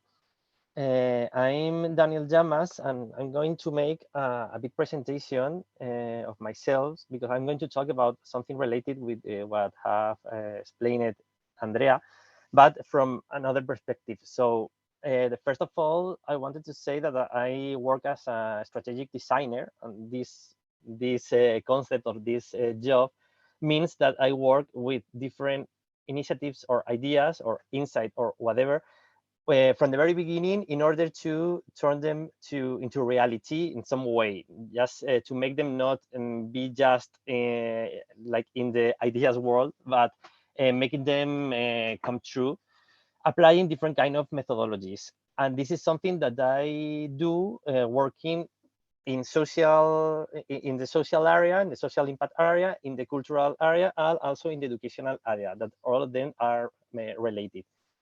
I work in Macedonia, but I'm from Spain, from Madrid, but our studio is called Macedonia, and we work with this kind of areas, but always designing both experiences and strategies, and both for some organizations and also for their communities. And the name of our studio, Macedonia, is not related with the country, but because in Spanish and also in Italian, Macedonia means fruit salad, and we are like a bunch of different individuals and different independent professionals who work together for every project. And so when a new opportunity comes, then we make like the perfect team, and every of us has like a different profile coming from engineering or fine art, psychology, politician. So it's like a mix of all of us. And now I want to tell you about this story. This a project that we were working last year and also this year, related with also with the immersive spaces and with virtual culture. But first, I wanted to make also like to tell you how we have arrived into this project I want to tell you about. And everything started during the pandemics in 2020 because we were like trying to create something new related with the virtual world and how we can apply the things that we know into this metaverse-like thing. And we created something called a Matrix, and this was like a virtual cultural space related with arts and design, and it consisted of a universe of interconnected individual rooms, each of them with different architecture and content, and it was aimed to be open 24/7, and everyone worldwide can interact with the elements inside, they speak out loud, play media. And also it was made with Mozilla Hubs, and it was open source, of course. And with this, we created like tens of thematic rooms celebrated inside some exhibitions and musical production course, networking events, and so a lot of things. And it sounds good, right? But there was a big problem here. That it was that we didn't manage how to match with the business model with this kind of cultural virtual centers, because it was like, should we make people rent the spaces like in a fair, or should we let them put announcements and sponsorships inside, or should we charge them for entering a specific event? So we realized that all of them were wrong. Why? Because we are not developers, we are not like virtual landlords, we are designers. So at first we put the focus wrongly in the tool, in the technology, but it was not about creating the spaces, but about the experiences and strategies where maybe or maybe not a virtual space made sense. So this was like an insight for us about how we can create something valuable, but not putting in the center the technology, but using the technology to achieve that further objective. So after this experience or this insight, we started to work in other project that is the actual project I want to tell you. And this was like our Eurovision of the metaverse, because Europeana Foundation Metas, and Europeana Foundation is an initiative in European Union, and they work with the cultural heritage, but also very related with education. They have created several programs and events and workshops, and they have also a lot of material virtualized in their website, so everyone can use it open source. So we met them, and then they saw what we were doing with Matrix, and they were interested in create something related with the virtual spaces. So we started to think how we can create something new, but not the space itself, as I said before, but the experience related with that, and also engage with the educational innovation part.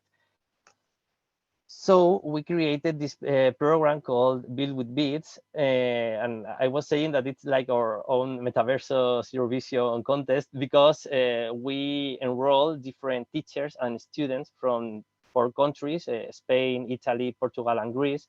And they had to learn how to create the virtual spaces. So we didn't create any at all. We taught a lot of people how to design them, and also in a useful way. And this last part is very important.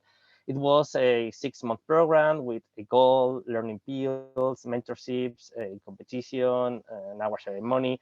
And we also thought not only about the technical part, but we wanted to put a big focus on cultural patrimony use, open licenses, art direction, user experience, virtual facilitation, and all this kind of things. So the virtual spaces were just a part of the bigger methodology. So just to introduce you a bit more about the program, we were using, of course, as I said before, as well, Mozilla Hubs, tools, and all its possibilities to create these spaces. But we wanted also to align this program with the new European Bauhaus framework.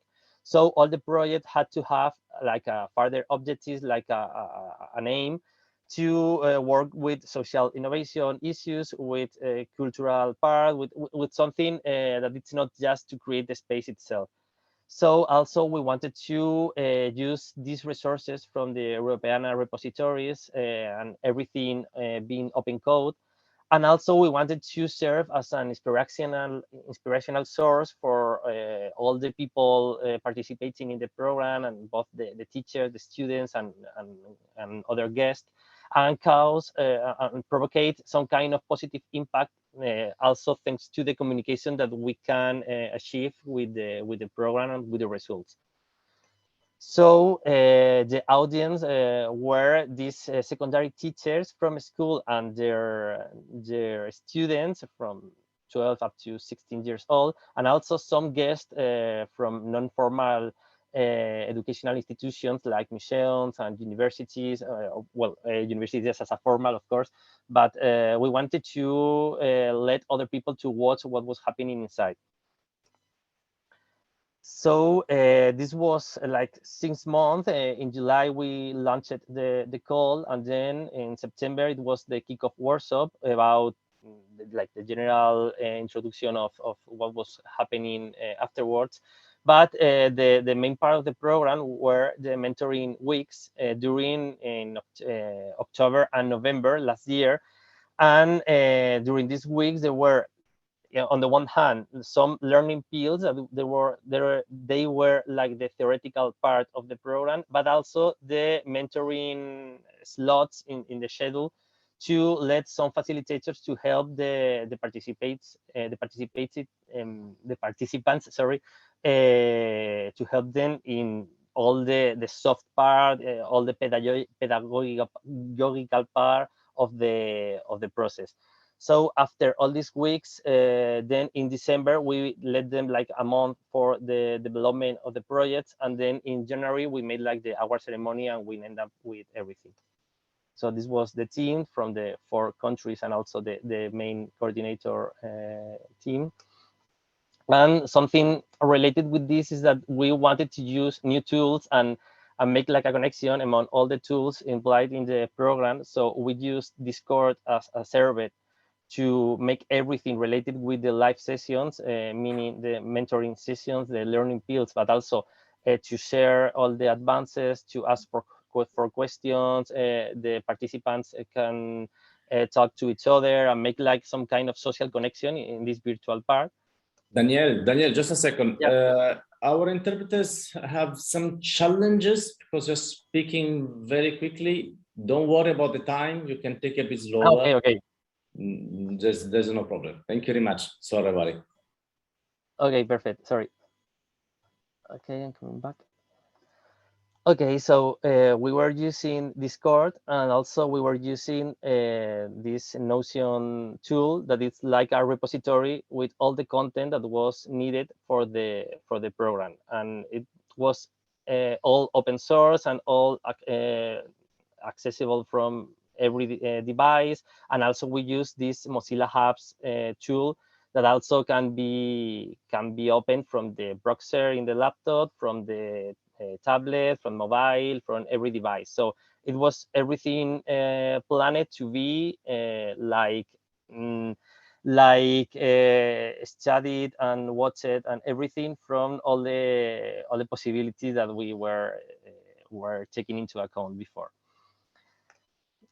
And related, not about the container, but about the content itself, the learning field, these learning fields had a duration of 2 hours approx per session. And in the beginning of every field, we were first making like a weekly review because we wanted to let the participants to present the advances that they have made during that week. So it was very useful just to give some feedback, and among them, they were also like taking some ideas or creating something new. So we wanted to make it very participatory for all of them. And then after this talk with all of the participants in the beginning, then we went with the learning field itself, and it was this theoretical content given by us, by the Macedonia team. And also in the end, again, we were making this Q&A plus chat time that it was most used for live demonstration. They wanted to see how we can create some of the spaces that we have given them like examples on how we can create something specific inside the Mozilla Hub. So we were making this kind of demonstrations for them. And about what was the exact content about the learning fields, we started to give some technical hints about the Mozilla Hubs and about the Mozilla interface and how they can create new empty projects, how they can insert elements from outside into the scenes, how they can create their own scenes, and how they can start creating something by themselves. And then in the third field, we were explaining all related with all the material that they can get in the internet and from this Europeana repository, but also about downloading external formats, external files, what kind of licenses exist. So it was also very important for the program because we wanted to make everything, as I said, open source. And in the last 3 fields, we were explaining not technical content, but how to design, how to make this designing process related with the spaces, because maybe they were starting to build the spaces and put blocks and creating a room or a house or a garden or whatever, but they didn't have like the perception that they have first to think about what they want to get, and then after they have to build it with all the plan and with all the idea drawn before. So we thought about art direction and how they can choose the colors, the panels, all kind of elements imported from the outside, and also about, for example, how you can facilitate this kind of virtual spaces, because when you put a lot of people inside one of these spaces, maybe everyone start talking together and it's like a big mess, and they don't know how to use the control keys, or where do they have to go. So we had to put panels in every corner, or to put some arrows in the floor. On these kind of things are very useful to make people learn to use the spaces little by little, and use all the function and all the features little by little as well, so they don't get frustrated very early. And just to show you a bit about what was the outcome of the program.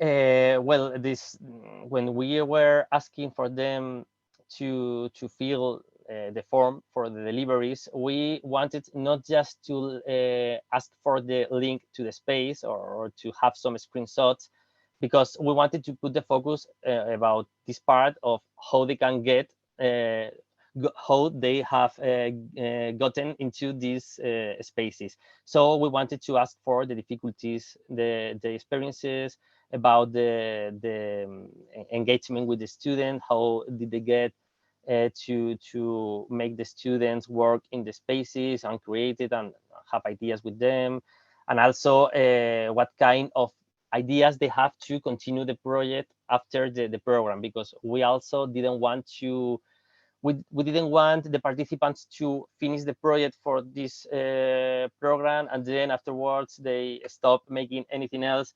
So we wanted to help them elaborate a plan about how they can keep on with the project. And we also wanted to give some awards, but it's more like rewards.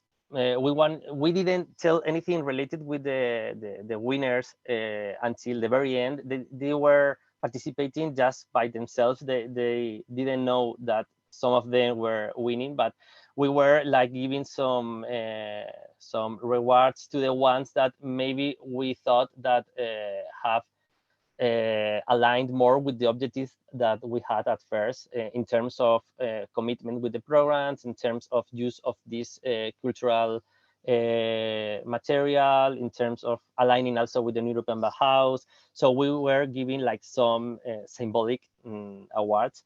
And just for you to see some of them, this was the one from Portugal, creating all of them were related with culture, but for example, in this case, it was related with some historic monuments in Portugal, and she was using, Cristina was using this template room, and she was not putting the focus on creating the big room by herself, but into ordering the elements inside to create like a current path just for the visitants to follow the pictures and the content that she has created.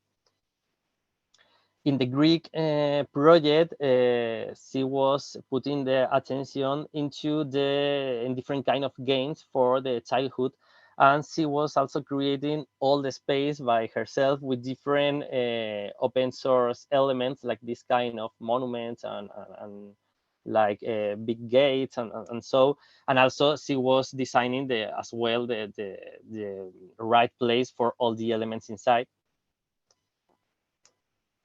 The case from Spain is something quite different, because it was like the 1 century anniversary for the school, and they were working on the culture from the school itself. So they were like interviewing all the teachers, like gathering old photos from the school history, and they recreated like all the school in the virtual world. And they have celebrated different events here with the anniversary and with other different events, both students and teachers, and also alumni and the parents, and well, all kind of people related with the schools in these last decades. And finally, the Italy project was related with anatomy. In this case, she was Lucia was a teacher of science, and she was putting all the organs in the body, just there, like floating in the middle of this garden, with different kind of explanations, and also in test, both in test and in audio. And whoever enters this room can visit all the spaces, like this house here, like the playground. You can go into the brain or the ear. It's very funny and very interesting as well. And also, after these 4 winners, we also wanted to give 2 special projects. One of them, some special rewards to these 2 projects. This one also from Italy, that it was very aligned with the European Bauhaus framework and frame thinking, because she was also working with this relationship among the nature and the cultural, and well, she was presenting a very well structured project. So we wanted to give some kind of voice also to her, and also to this other project that is it's made by Daniela, also from Italy, that is made in the moon. So it was a very interesting approach, because she took this moon template, but then she was placing inside all the elements and this kind of structures and buildings, and talking about also the sustainability for the future. So it was like a kind of metaphorical project. And then afterwards, we gave a masterclass to the winners, but we share it with everyone else afterwards. We have make like some interviews also to the winners, promo on social media. We have talked a lot about this Build with Bits project, first edition. And we wanted, well, this is the content from the masterclass, but these are like the final numbers of all the process, not only in terms of the quantity of people involved, like these educators, students, project, and so. But I think that something important here is the right part, because we have generated a lot of open source and open license material related with the program. We have a lot of video tutorials. We have some slides with presentation, with all the explanations, a lot of items that have been used in the programs. So I think that it's something very important when we are creating something like that, and this kind of experiences, just to record everything, for not only for us, but for everyone else who want to watch it afterwards and to want to recreate something similar. So I wanted just to finish it. I wanted to share these main learnings that we have learned through the program, just like some of the main concepts that I think that have been useful for us. And the first one is the thing I was explaining in the beginning, that technology is, it's not the end, but the means, because at first, as I said, we were putting the focus on the technology and on the tool, and then it was not working. But when we started to put the focus on the experiences and the strategies, and then using the technology in the proper way, it was when it worked. So I think that it's something important, that not to lose your mind into choosing into using all the tools, and into using all the devices, all the headsets and the virtual glasses and everything, because maybe what you need is simpler than you think. So this is something that we have learned. And also maybe Mozilla hubs and all the tools that we have used tomorrow are no longer interesting or available or whatever, but we have like the process recorded to try something similar with different tools, or maybe without virtual tools as well. Also, that maybe when you watch a virtual space or something like this, we have like the tendency to judge that work just by the result, but it's important to know what is the process before that result. So this is something also that we have learned, because maybe some projects have a lot of content, of work, of like further objectives, as I said before, but maybe the result is not like giving all that explanation. So I think that it's important to fit the container with the content to make everyone understand what you are trying to tell, the story that you are trying to tell. Also, that these programs for us make sense when you are customizing all the structure of the program to some specific needs. In this case, we were working with Europeana, with these teachers and with these students, and we knew what were like the objectives. So we tried to adjust everything just to address the best experience for this context. But maybe if we have to make something for a different contest or a different foundation or whatever, we would change some parts of the program. Maybe we put more focus on the theoretical part, or maybe in the experience part, or maybe it should have a different duration or whatever. So I think that this is something very important, that it's difficult for the moment to replicate and to make them all the same. But also, when you are like customizing for a specific audience, you have to be willing to listen every time, all the time, because, for example, we made the first learning pill, like screen sharing some videos that we had recorded before, like making some video tutorials, and it didn't work at all.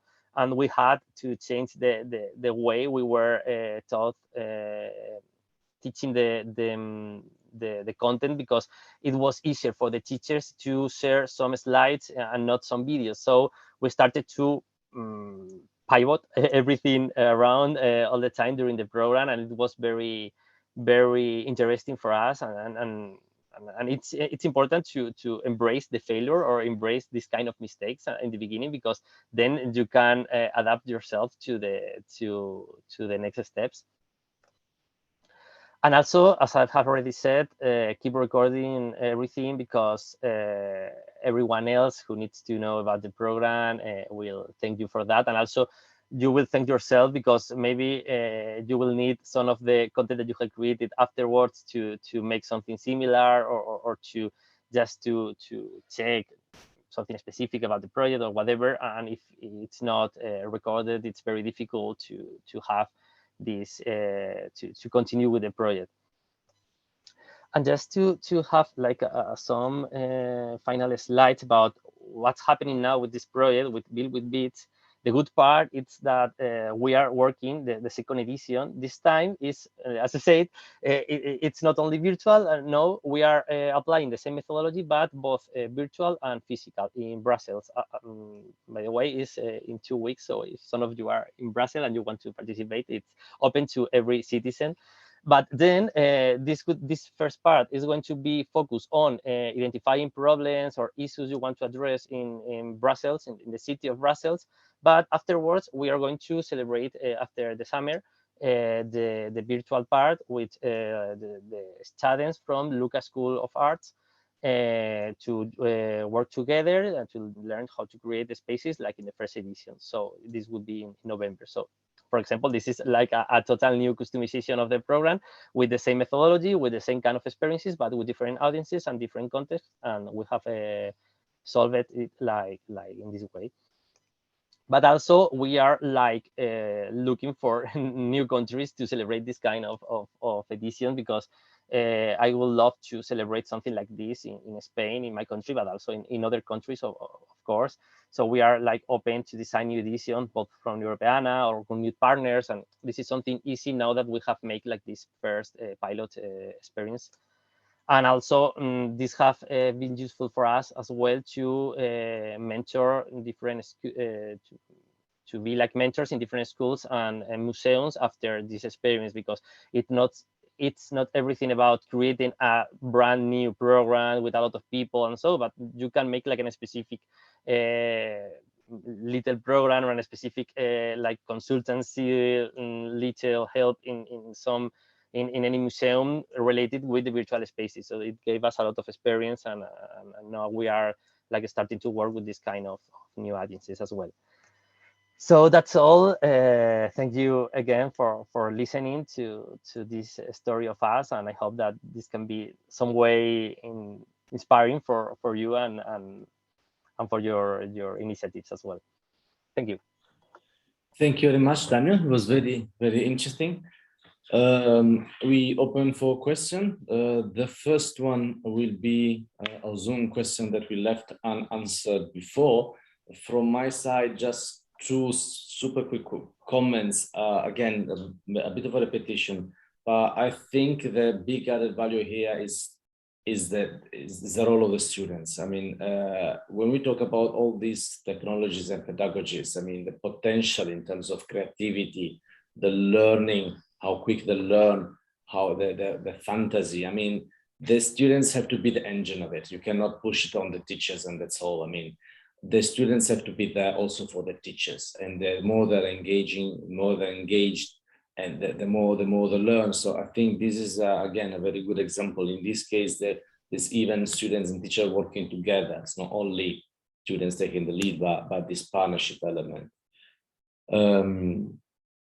The second element I think that you have mentioned, I would like to underline it, is apart from the final output, I mean, and from the technical skills that the students learn, I mean, these type of examples of projects that help the students develop so much their soft skills, so their key competences. So there's a lot of, I mean, the self-confidence, the entrepreneurship, the capacity to work with others. I mean, sometimes we don't underline it because we focus so much on the presentation of the tools, because the tools are the new aspects. But it's really what they learn through all this journey that's crucial. And I'm sure that you being engaging with these students and teachers in this project, you notice it. So this is really what they gain of all these interactions. Apart from the content that they learn, is really how they position themselves in the learning environment. Again, so there was a questions, anyone who between you and Andrea want to answer about people with disabilities and how they can interact with these technologies and methodologies. Yes, this is something that it has to be solved, because at first I think that this kind of spaces, the first accessibility issue that they have tried to address is the connectivity accessibility use issue, because somehow when you are entering a virtual space, at first, like the only option that you have in mind is to use the virtual devices, the glasses, the VR glasses. But this Mozilla Hubs allows you to enter from the mobile, from the tablet, from the laptop, the computer. So it's useful for people who cannot connect from the other devices, of maybe if they are like in different cities or in different village with problems to access this kind of virtual content. But this kind of application, of software, I think that they have to be redesigned, and they are starting right now to create these interfaces, like thinking on the general audience, but some of them are still lack of they are not trying to solve these disability issues, and I think that it's very important. But we are in the beginning of the creation of the technology, and these are like the tools that that exist. So we are trying to use the best one in this case because of the open source issue, but we have been thinking about that because in this case we're not having this accessibility problem, but it's something very important for us for the next edition. So thank you for the question, because it's so important. Yeah. Andrea, I know you're leaving in a second for another engagement. Do you have anything to add?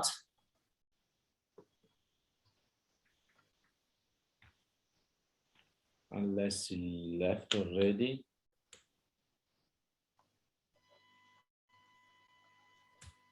Okay. I'm afraid that Andrea has gone, because he wrote me that he had another meeting just after this. Yeah, but I think that also that Daniel's answer was completed also for this kind of question that we received. Sorry, Kuzun, if we missed it before. We have questions from Christoph. Is there simulation software in electronics and electricity to allow learners to carry out projects in a virtual world with or without the help of the trainer? This is again is a question for all the speakers, because it's not specifically on some of the presentation. So if anyone wants to, well, actually, I start because I've seen yesterday a project specifically on electrical maintenance in a virtual reality environment. It was a project in cooperation between the ILO and North Macedonia. It was very interesting. I think what was interesting of the project is that it was not a specific module, like you couldn't get a micro qualification with it. It was necessary to prepare the students who were going for work-based learning, because companies were complaining, they come here, they are too little prepared, it's too risky with electricity, they need to train before. So it was a sort of module which was creating basic competence of electrical maintenance. So they had theory in school, then this module on the virtual reality, and then they were prepared enough to go to real company and deal with electricity. So I can take your contact details, and we can forward you some information about this if you're interested. If we don't have any other person who wants to take the floor or specific question, we could go for a break. I think it was quite intense. So it's 1:25. Could we be back in 2? Roberto, what do you think? Okay, initially we planned 15 minutes break. So then we say 22. 20 to 2. Yeah, 20 to 2 could be okay. 20 to 2. Thank you very much. Please come back. I mean, the next session is very, very interesting, because that's the real case implementation in Estonia. So we'll see a school, so the perspective of a school who's implementing digital pedagogies starting even before COVID. I think it's very interesting, because you see how schools who were already in the process, they've managed to build on the difficulties of COVID pandemic to actually achieve excellent results. So please come back in 15 minutes, and thank you very much for everybody who's intervened and spoke until now.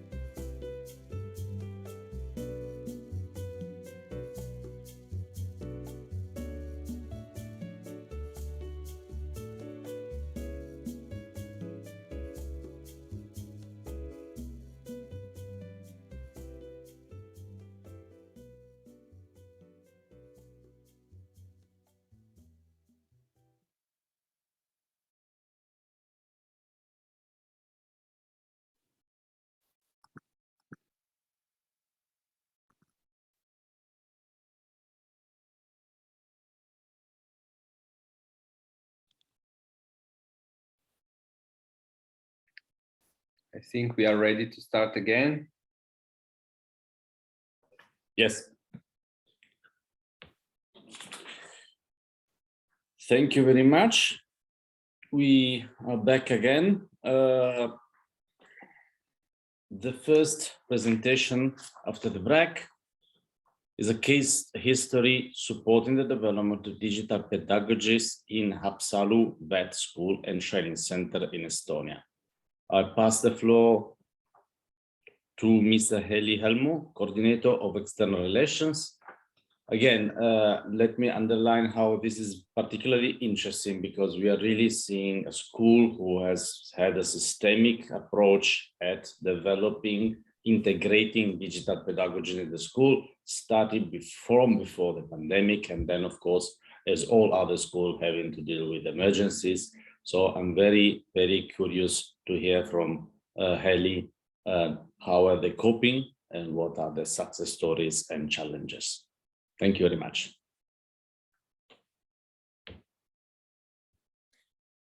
Good afternoon, everybody. My name is Heli Heimo, and I am working as the coordinator of external relations in Haapsalu Vocational and Education Center in Estonia. And I'm going to talk about supporting the development of digital pedagogies in Haapsalu Vocational Education and Training Center. And I have a presentation which is put together due to your questions, which we got before. And I am using the examples of our real life cases. And the examples are from our teachers and from our students. So now I'm going to share the screen and yeah.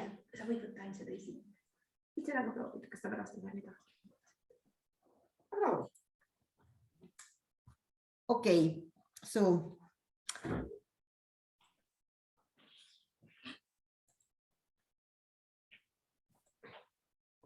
I hope that you can see it. So at first I'm going to talk about how has our school moved back from the forced online system to the normal system, and how do you combine the before and after experiences.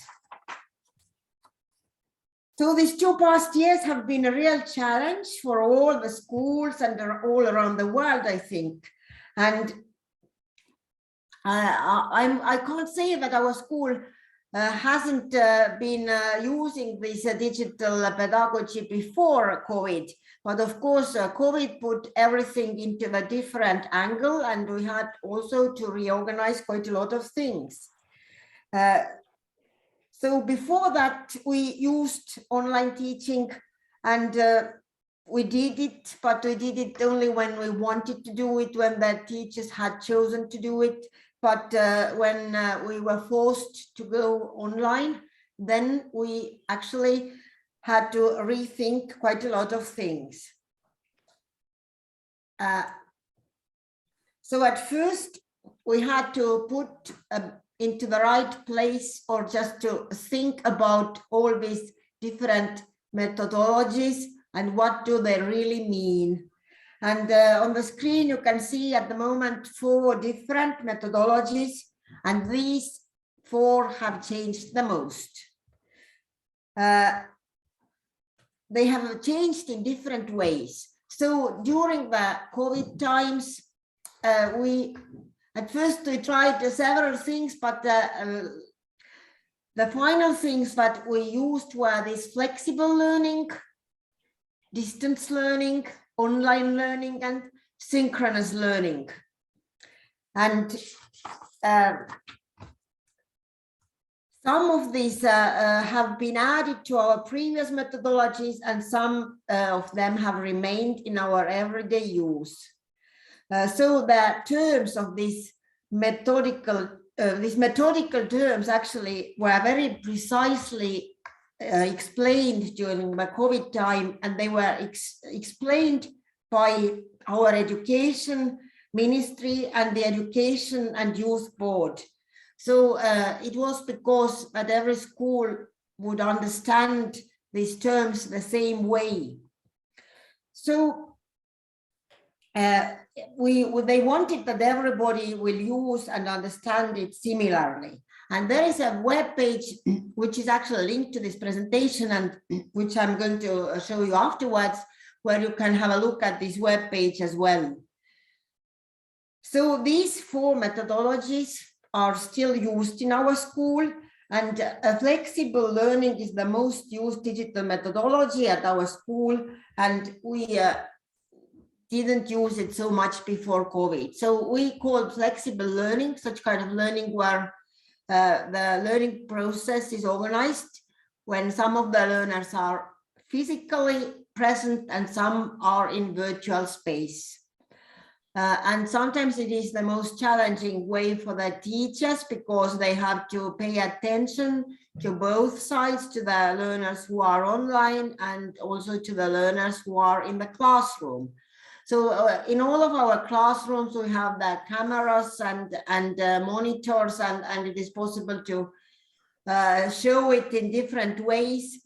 And even if the teachers had done it before, it was quite a big challenge to start to use it daily.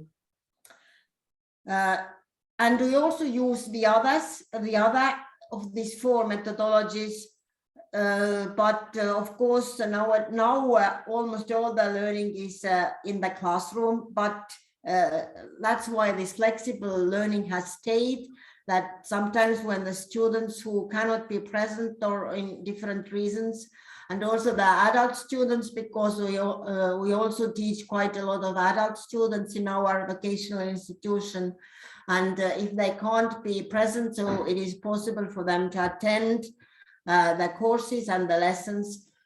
But of course, such kind of way that this flexible learning is agreed before the lessons. So let's go on. Now I'm going to go more inside, and I'm going to give you some examples of the tools and solutions that we consider to be good and that support the teachers.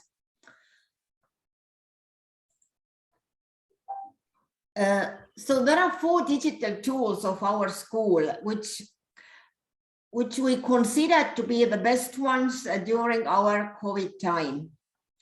So some of them were used before.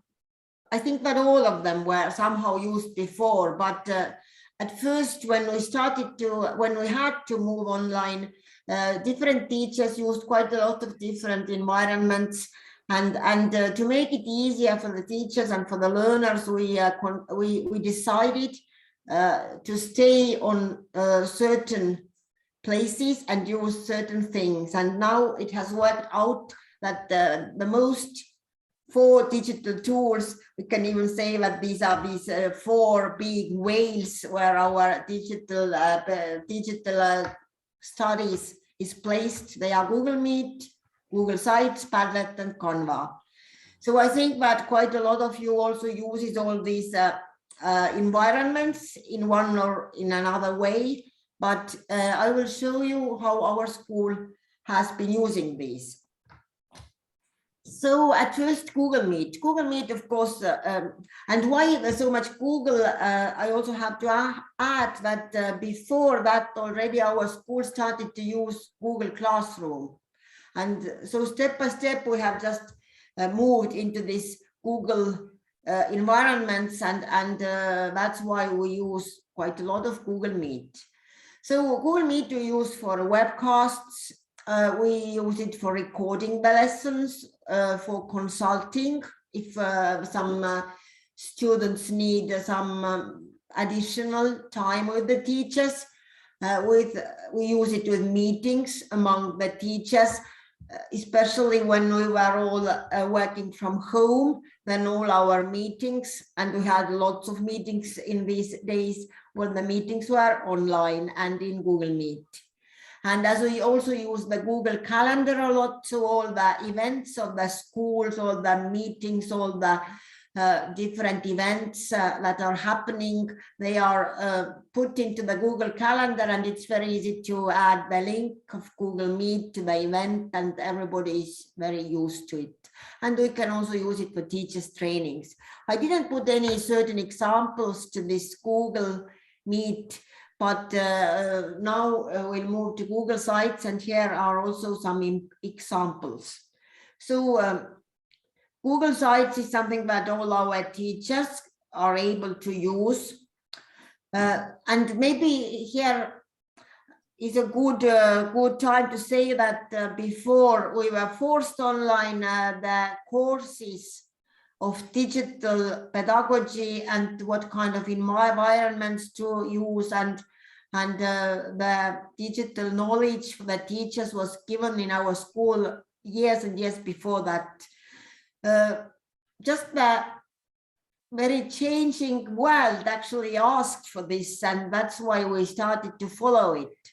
And that's why it was not maybe so difficult for our teachers to adapt the situation where we had to move online, and where we really were forced to use these online environments. Lots of teachers had already lots of study materials which were created online. We were used to have meetings online, maybe not so much, but it wasn't a very new thing for us. And okay, and then using Google Sites, teachers use it, for example, for making their e-portfolios. So I will give you also an example of this. The e-portfolio for the teacher. So I hope that you can see it. Yes, we can see. Yeah, good. Okay, the e-portfolio for the teacher is such kind, is like a virtual CV or a virtual storybook about the teacher. And it is not asked the teacher to do this, but a lot of teachers actually want to have this.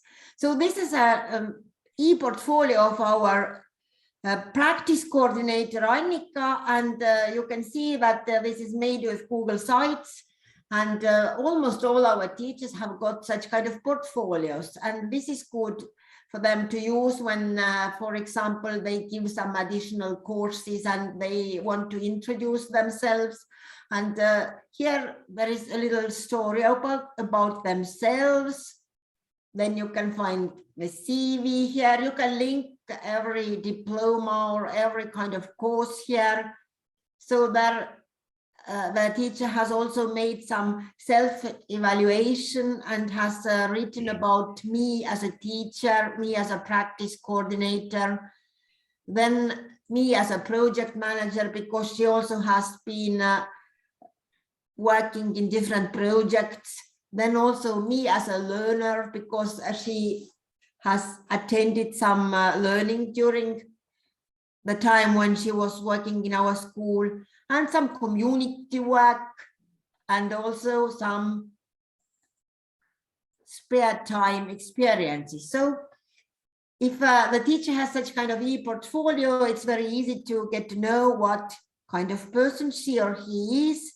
And it is nice for the teachers to have all their practice and experiences together.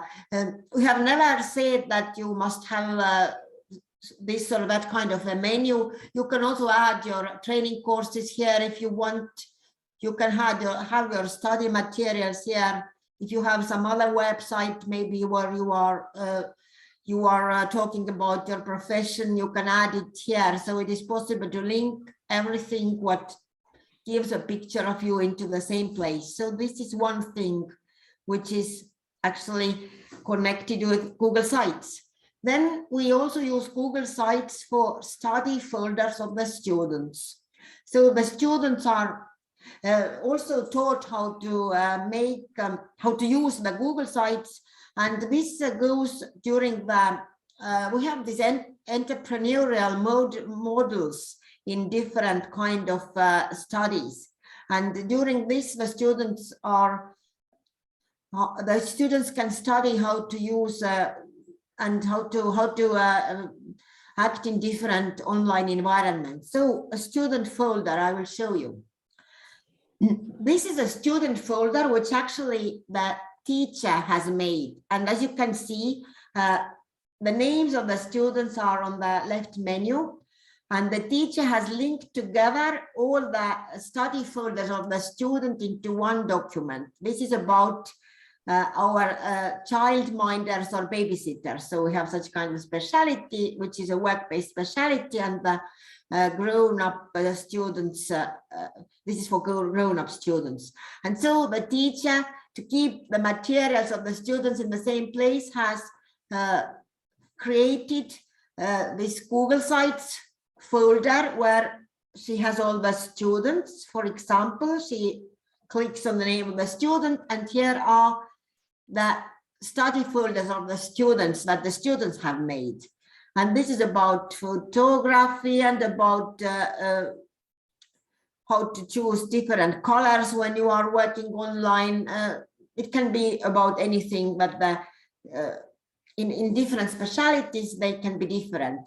And so this teacher, the teacher can have an overview of all the study folders of the students, also using the Google site. So these are the babysitters, so you can see lots of photos and all kind of colorful stuff here. Just let's take one more. And students of different specialities actually do these study folders for themselves, and they can have all their materials in one place, or they can do different study folders for different different subjects. It depends how they want, or it depends what the teachers ask them for. So I will go back. And I will show you also that you can use Google Sites for making study materials. And here is the study material of office work teacher. This is about how to write letters, and there are different topics. You can click on them and get the study materials from here. This is very common among our teachers, that they have put their study materials into different online environments, and the most used is Google Sites. Of course, some of them have their study materials in weebly.com or WordPress, but Google Sites is very easy to use, and we have had quite a lot of trainings for the teachers, and they are able to use it. And when using the blended online learning methodology, it is good to have the study materials online. And all the study materials have not been created during the COVID period, so they have been created during the previous years. Let's go back to the 4 digital tools. So the third one is Padlet, that we use a lot. So Padlet is, I think that lots of you also use Padlet, but I will show you some things how our school has used it. So this can be also a collection of study materials, both for the teachers and the students. So here you can see food geography, such kind of subject. We teach cooks in our school. This is one of the professions, and the teacher has made such kind of a map where you can point here and you can find about North Europe, what kind of food is used in different parts of the world. So this is a very short material, but this is quite attractive. You don't have very special skills. You can choose the background from the ones that Padlet actually gives you. You can do it with the students, or you can do it for the lesson, and you can make it for the online lesson. The students can use it and you can make some tasks where the students have to use this material. So this is how, and we have lots of collections in Padlet where the teachers have made such kind of collections of their materials. So maybe they are not so thorough or so long as the ones on Google Sites, but they are just these little bits and pieces that can be put into Padlet. The next thing is collections of the students' work, also on Padlet. For example, during the lesson, the teacher gives a task and all the students start to do the task and they upload all their tasks into Padlet. In this, that you can see, it has been made in English lesson. At first, they have made such kind of document in Google Drive, which they can share. And the topic in this lesson was pros and cons of working abroad. And the students have made such kind of tables and put down their ideas, which are the pros and cons. And after that, they have uploaded it into Padlet. Sorry.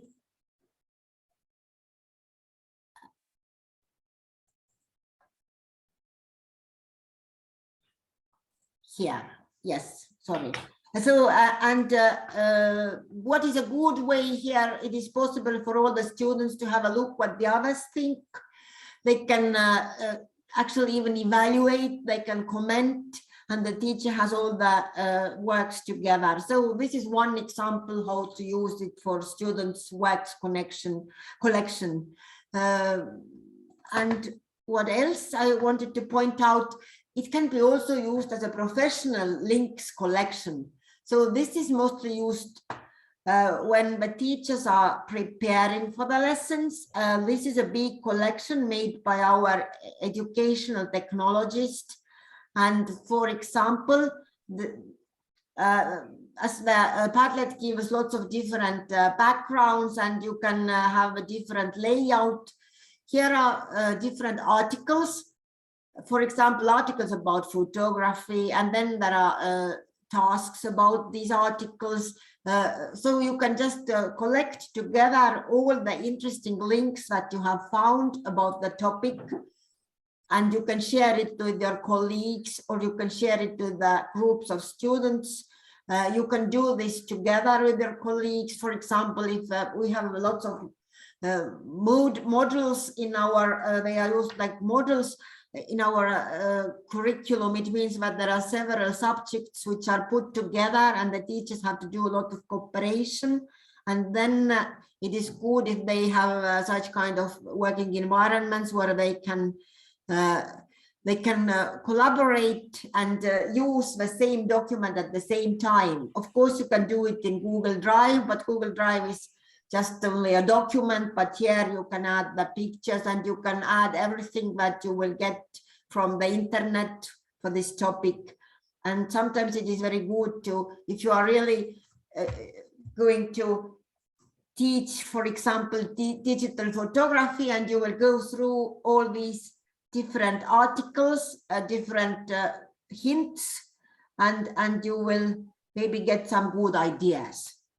And they will, and you don't use all these interesting web pages that we all find when we search around, but it's very easy to lose them as well if we don't put them somewhere. And here it's a good, you can see them. So if you just copy the links on a white page, it doesn't give the same effect. And okay, so let's go to the fourth one. This is Canva, which we also have started to use for students' creations and creating the study materials. And I will quickly show you some. Canva is a big design environment. I think that a lot of you maybe use it. There is a free version, there is a paid version, and there is educational version. And if you haven't noticed that there is an educational version, then go and check it out, because with this educational version you will get the same one, which is the paid version actually. And we use it, for example, the students do some of their works on Canva, and there is a presentation about French kitchen here, so a guy has done it, and you can make a presentation with this, you can show it to the others. You can upload the pictures. You can find the pictures inside the Canva environment. There is also possible to get lots of backgrounds and temples and different styles, how to write and all kind of interesting things. So, and creating the study materials in Canva, this is made by our educational technologists. This is about digital photography for children's institutions and in social institutions, because we teach childminders and we teach also social studies. And here is just, she has used Canva to make it a little bit more attractive. You can of course use PowerPoint, but in Canva it's also possible to do different presentations. And at first, when the COVID started, we bought the Canva paid version, but then came out this educational version, and now we are, I think now at the moment we are using both. And this is quite popular among our teachers as well. So these are the top 4 digital tools that we use in our school. And now I'm going to talk about how the students engage in digital learning.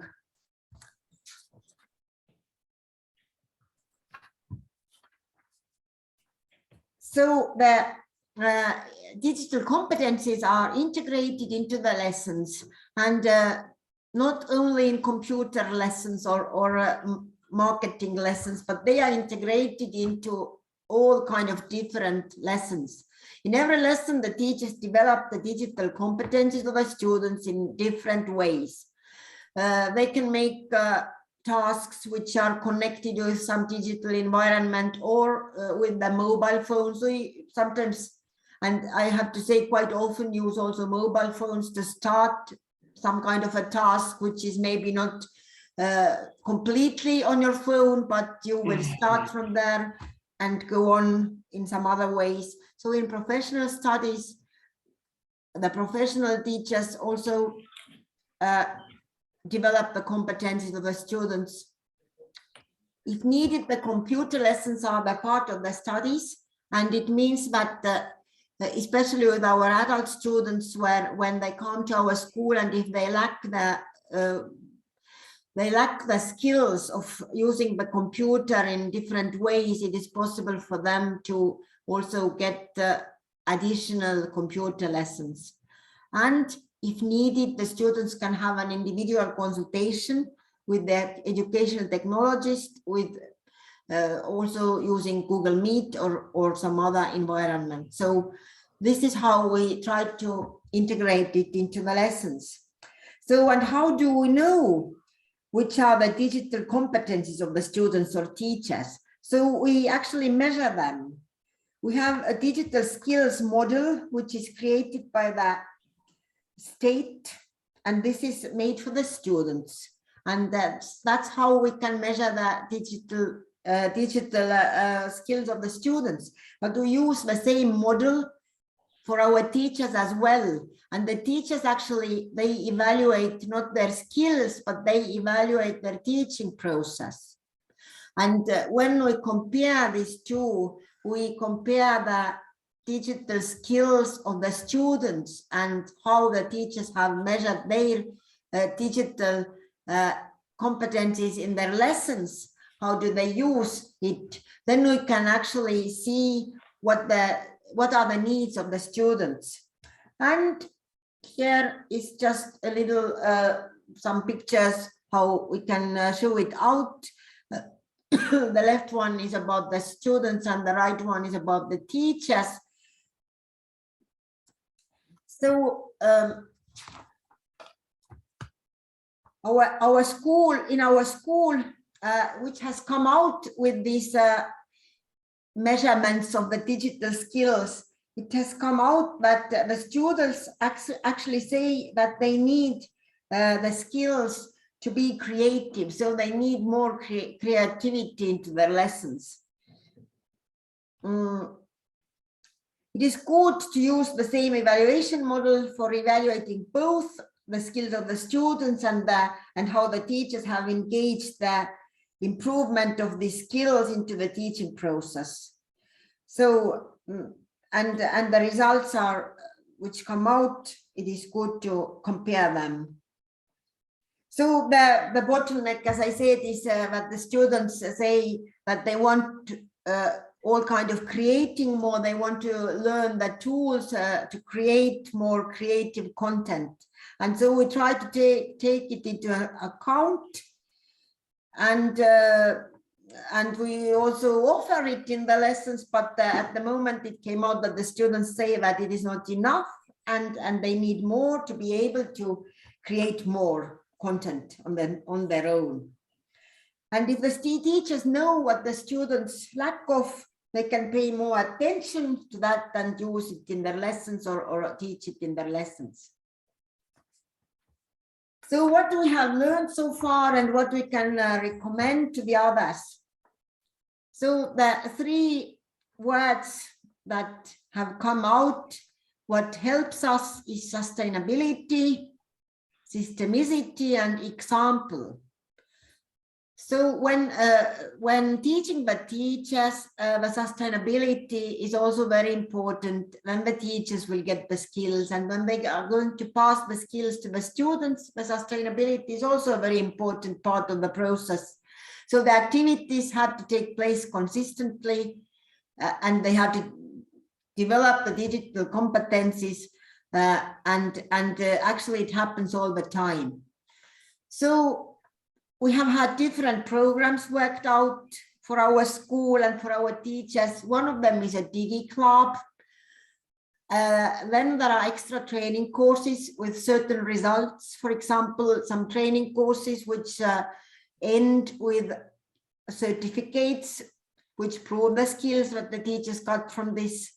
And the third thing that we also pay attention to, and we think it is very important, it is the example, that the personal example of the management team is emphasized for the teachers, and the personal example of the teachers is emphasized for the students. So we also have special individual trainings for the management team. For example, when we started with using the Google Calendar, it was not very easy to get all the people to put all the events into the calendar, and we had to make courses, or we had to make trainings for them, and also for the management, because quite a lot of events actually come from the management. And so step by step, we started to use it. I think now we have used it more than 3 years, and now we have got used to it. So everything takes a little bit time, and that you have to do it consistently. You can't stop. You just have to, if you have agreed it, you have to do it. So the Digi Club is something that I would like to talk to you about. This is a club for our teachers. We started years ago with small things.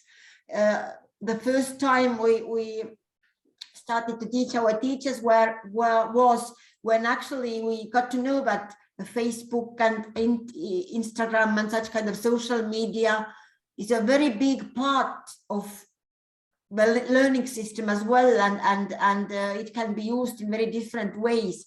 And then we started with small groups, and this has grown.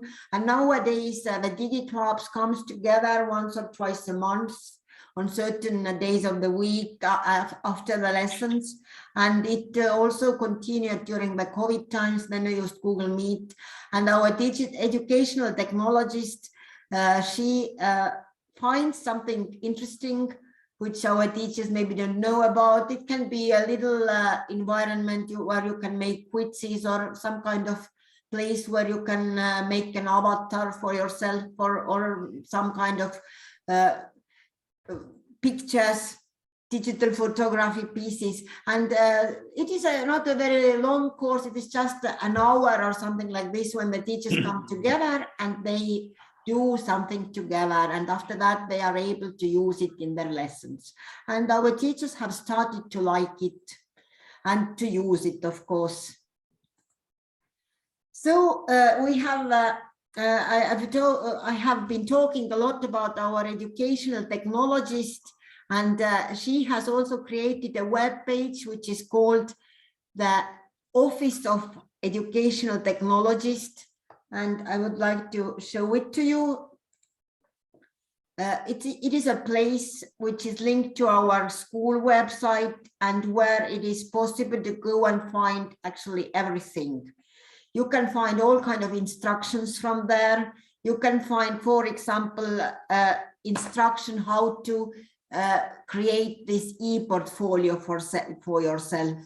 Then you can find all these different activities from here. I open also some links. You can find the digital activities, what kind of, when is something happening, what kind of things are happening during the school year that we are going to end now. Then you can find there lots of clips, lots of lists, lots of instructions how to, for example, make some study materials. You can see the examples there, all the documentation that you need. So this is a very, very useful page. It's a real office. It's more like a library where you can just go in online and you can take and use whatever you want. And our teachers use it a lot, and of course they only don't have to use the digital office, but they can also use the real office of our educational technologist, who is the head of all these digital activities and how to develop and plan them. So we manage and do a lot of teachers trainings. So usually there is one larger project for every school year. Again, this digital club is mentioned here. The teachers can have individual consultations. They can register, or they can just step in or write an email. They will get an answer every time.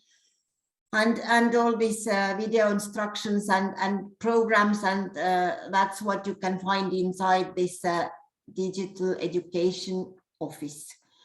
We also have management trainings 4 times a year. We have management programs. So we would like that our management team also knows everything, not only the teachers, so they can also plan the development of our school. And there are the links that I was talking about, how to measure the digital competencies of the teachers. So it is based on a digital teachers digital framework. This is not made by our school, but this is made by the state, and everybody can use it. And there is also a digital competence framework for the citizens. And this is also not from our school, but every school can use it. So it actually means that the teachers have to make a self-analyze what kind of skills they have, what kind of skills they lack, what they need more, and they will get to know where they are based on this framework. And the teachers' activities in the study process are also analyzed, both the teachers and the students, and as I told before. So I think that I've told you quite a lot about how we actually manage the digital skills and the digital pedagogy in our school and what do we use. And I hope if there was something new for you, and if you have any questions. So I will just stop sharing the screen. Thank you very much, Heli. This was extremely interesting, very structured, very hands-on with a lot of examples. It was exactly what we asked you, and thank you very much for providing such a clear picture.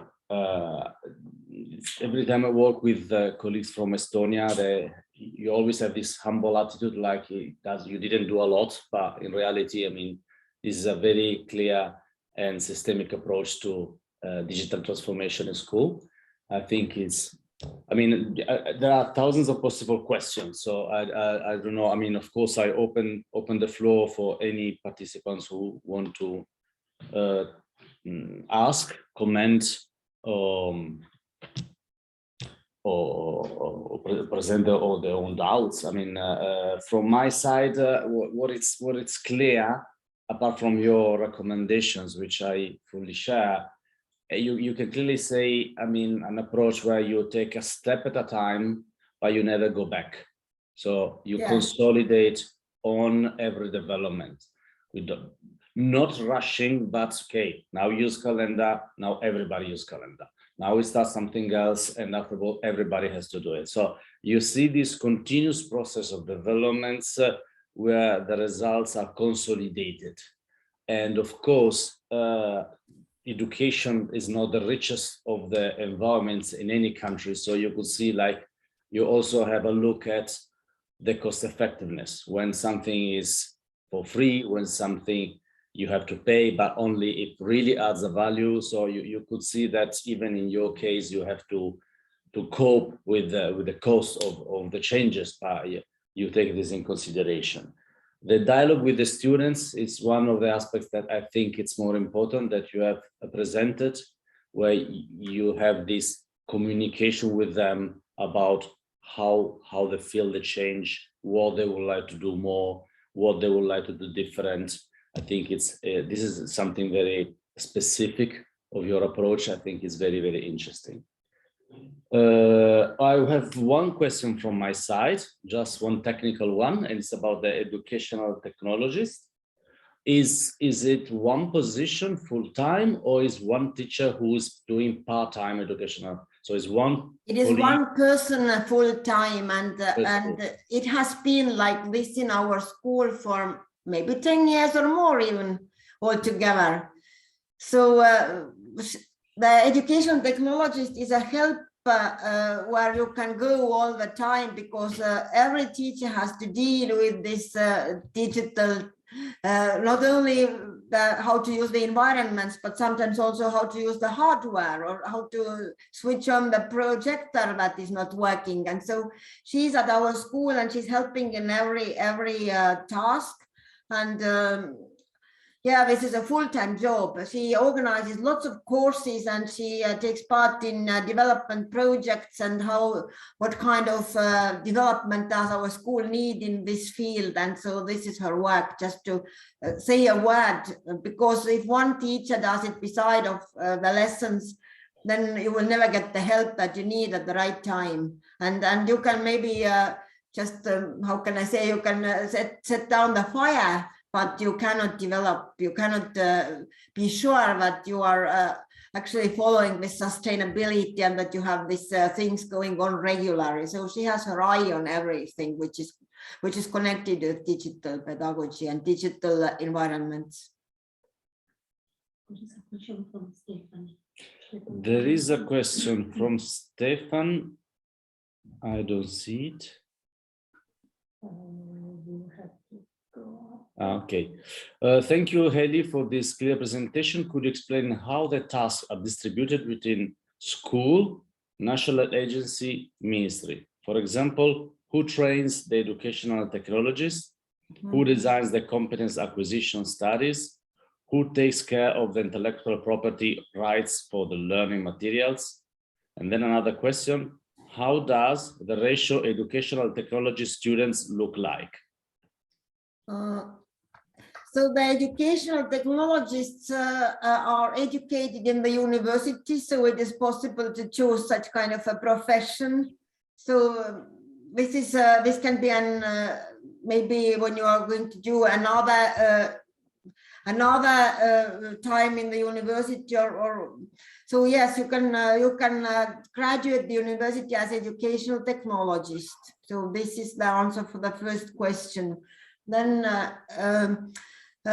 who measures the skills? So there are the link in my presentation where are the links to the framework which are set by the Ministry of Education of Estonia, and I think that these are the best ways to see how it goes. So all of our schools use the same framework, and then of course, we can make our own decisions when we see our results, but the framework is made by the Ministry of Education. And these digital skills are a part of our curriculum, so they have to be there. So it is set how much every person has to learn it at school. So they are like added to all of our lessons. So this is one of these skills that you need to get. One of his competencies, maybe is the best word, one of the competencies. One of his technical questions, one of his sub-questions is very technical. I'm very interested. How do you deal with the intellectual property rights for the teaching material? So teachers who develop teaching material and they post it on the school website, do they have the right for the material, or is sort of open education material? Avatud lähtekood või? Et kui on just a second, et kuidas on need autoriõigused, kui õpetaja postitab oma materjalid, kuidas me tagame need? No nad peavad arvestama nendega. Meid õpetame, kuidas autoriõigustega arvestada. So dealing with this so we actually teach the teachers how to use that they don't take the material which is not allowed to use. So, but when our teachers make their materials, kuidas nad oma neid õpetajad kaitsevad? Creative Commons. So we give them the license in Creative Commons page. Okay. So that it means that you can use them for educational purposes only and not for commercial purposes. It's clear. It's very clear. And Thank it you is very also, much. if you want to use some pictures or something, you can also take them from Creative Commons and be sure to read through the license where you can use it or not. And so this is the same that we use with our teaching materials as well. There is another question from Teresa Matthews. Do you have standardized tools for measuring success and results for the learners? Kas meil on mingeid kindlaid tööriistu, et õppijate edu mõõta? So I think that we don't have some special, some certain tools actually for this. It can be just made, for example, I told that we can give additional lessons for the grown-up students who maybe don't have so good computer skills. Then our teachers, our IT teachers have made a test, for example, to measure the skills if the student needs additional IT lessons or the student does not need it. So these are actually made by our teachers, but we don't have such kind of general tool that we can use. But it would be a good idea, of course. There's another difficult one, and it's how much a development and educational sharing lab can cost, containing a minimum requirement to get started. So, I mean, do you have any cost calculation for your digital how can we develop it? Yes, it is. Because every year we are, as the digital educational technologist is a part of the development department, and we have a development department at our school. So we are also like taking part in the work where we are making the budget for the next year. And so it is possible, of course, you don't get so much money all the time, but you plan your work for the next year and you give your ideas into the budget of the school. And if the management of the school agrees with this, then it is possible to get money for these digital activities. And of course, as it is a full-time job, then quite a lot of the work of her is written into the job already. And of course, for getting some equipment, for example, we have written a project, or we try to take part in different projects. So we had a good project for getting different equipment like computers and printers. So it was a community project. It was not international. It was our Estonian project, but our school was like the host partner of the project, or the leading partner, and we had to cooperate with our local schools, and our school had to educate the teachers of the other local schools, and that's how we were able to buy ourselves quite a lot of computers and programs which are not free, like Illustrator and these Adobe programs. And we 1 year we educated the teachers. We built up the computer classroom, for example, and then the teachers of the other schools can use the classroom and all the equipment because they were also part of the project. So we tried to find several means for actually getting the money. Everything doesn't come from the state all the time. We use this also, you know, these funds of the fundraising. Yeah. Yes, funding. Haley, I need to stop questions because otherwise people will keep on asking for hours. Thank you very much. It was very interesting. We will share the presentation, of course, as the video with all the participants, or if somebody has some doubts can also go and check again your presentation. I pass the floor to Roberto for the last quick presentation on the development projects. It's going to be short because we will present them more in detail in the next webinar.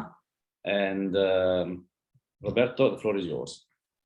Thank you very much, Filippo, and thanks everybody, and especially the speakers for their fruitful contributions, and also the participants, because the questions were very well posed and very interesting. So I will try to be as quick as possible.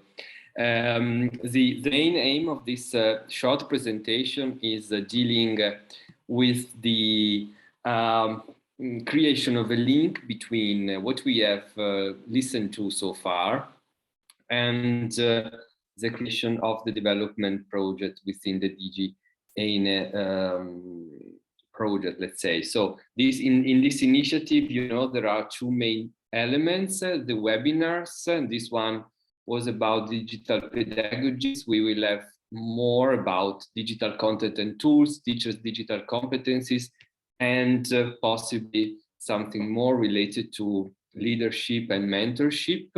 But the second part is also very important because it's about the creation of development projects in order to give a concrete shape to the ideas and to the knowledge that people have acquired thanks to the webinars.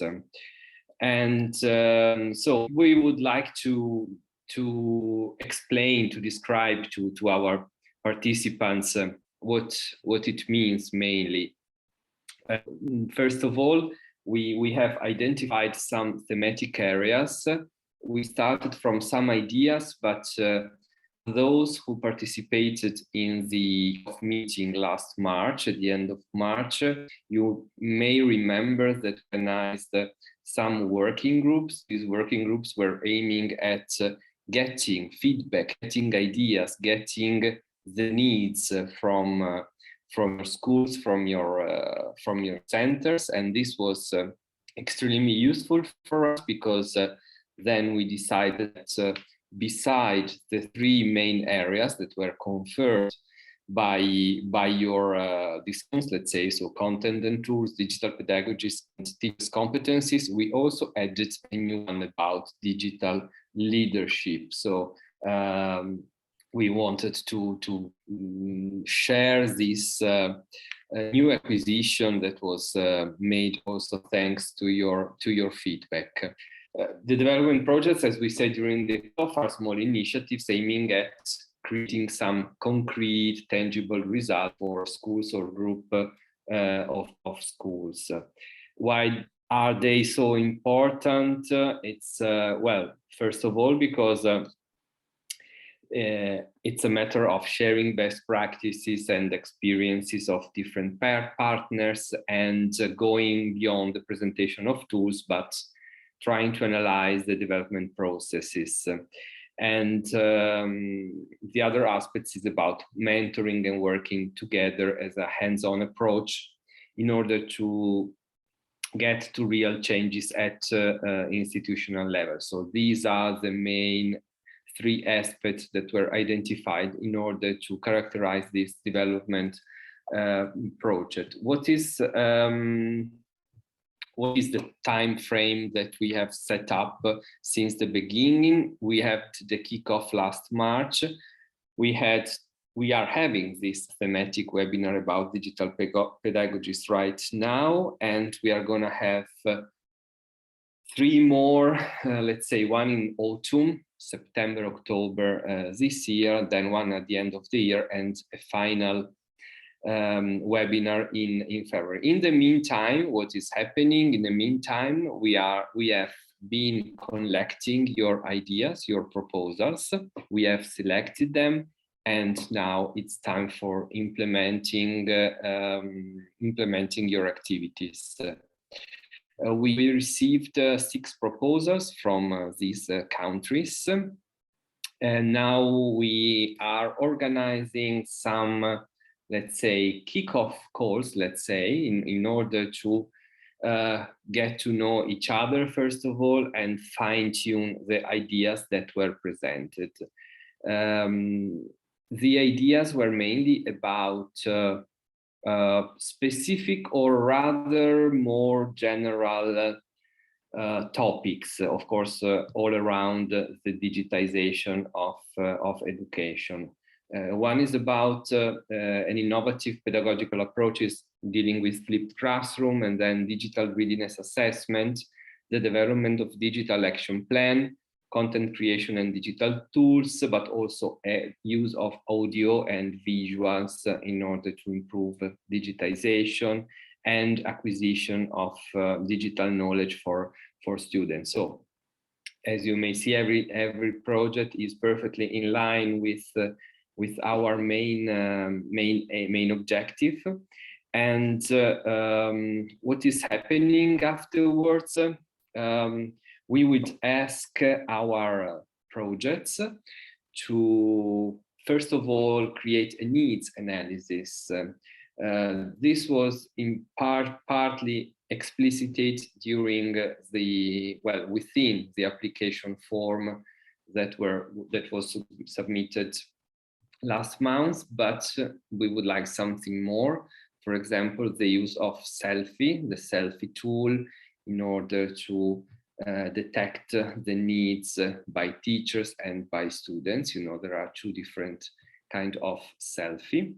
And then we will ask the project coordinators to let us know what are they bringing. So what is the main inputs and how these inputs will be carried on. So which activities are meant to be developed, and of course, what are the achievements and what is the expected impact and change that will be finalized at the end of the projects.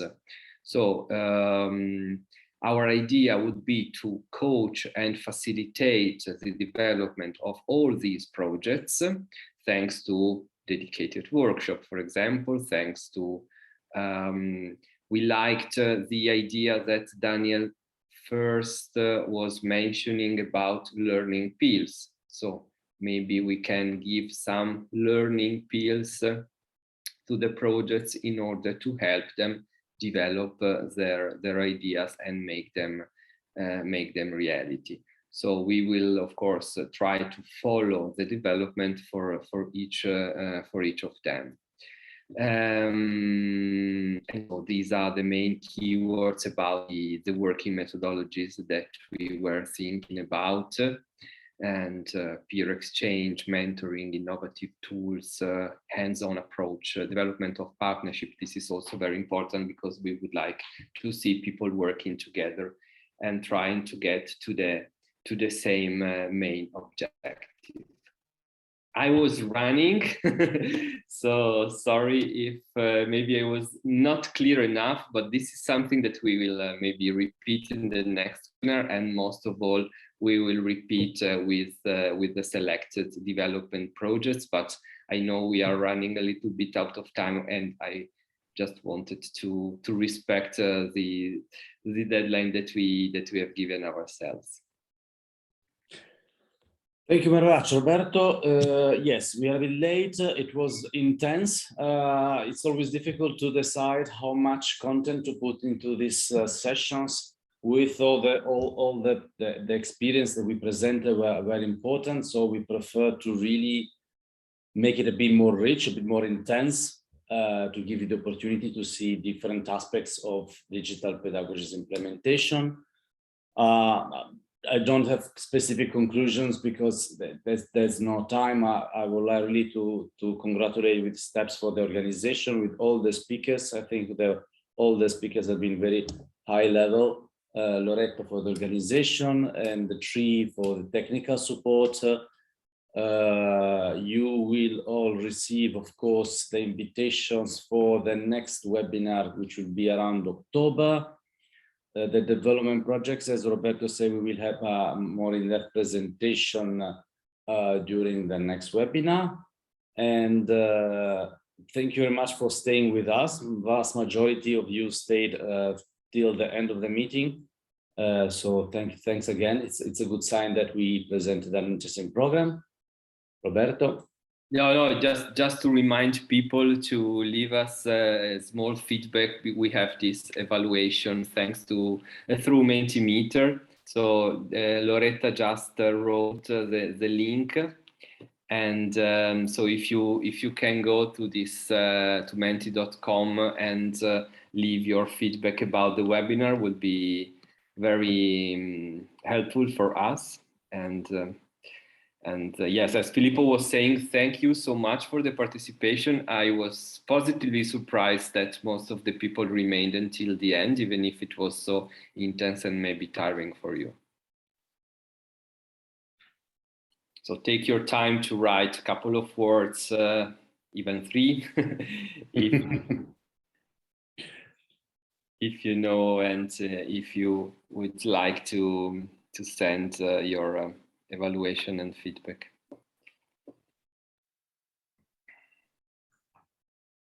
And I guess that everything, all the presentations and the recording of the webinar will be available soon. So yeah, even one important thing is also about. Of course, we cannot ask the presenters and the speakers to help us for all the duration of the development projects, but I'm sure that if you would need some more information from them, if you are curious about some activities that they have carried out successfully and you would like maybe to take inspirations from them, they would be very happy to answer you.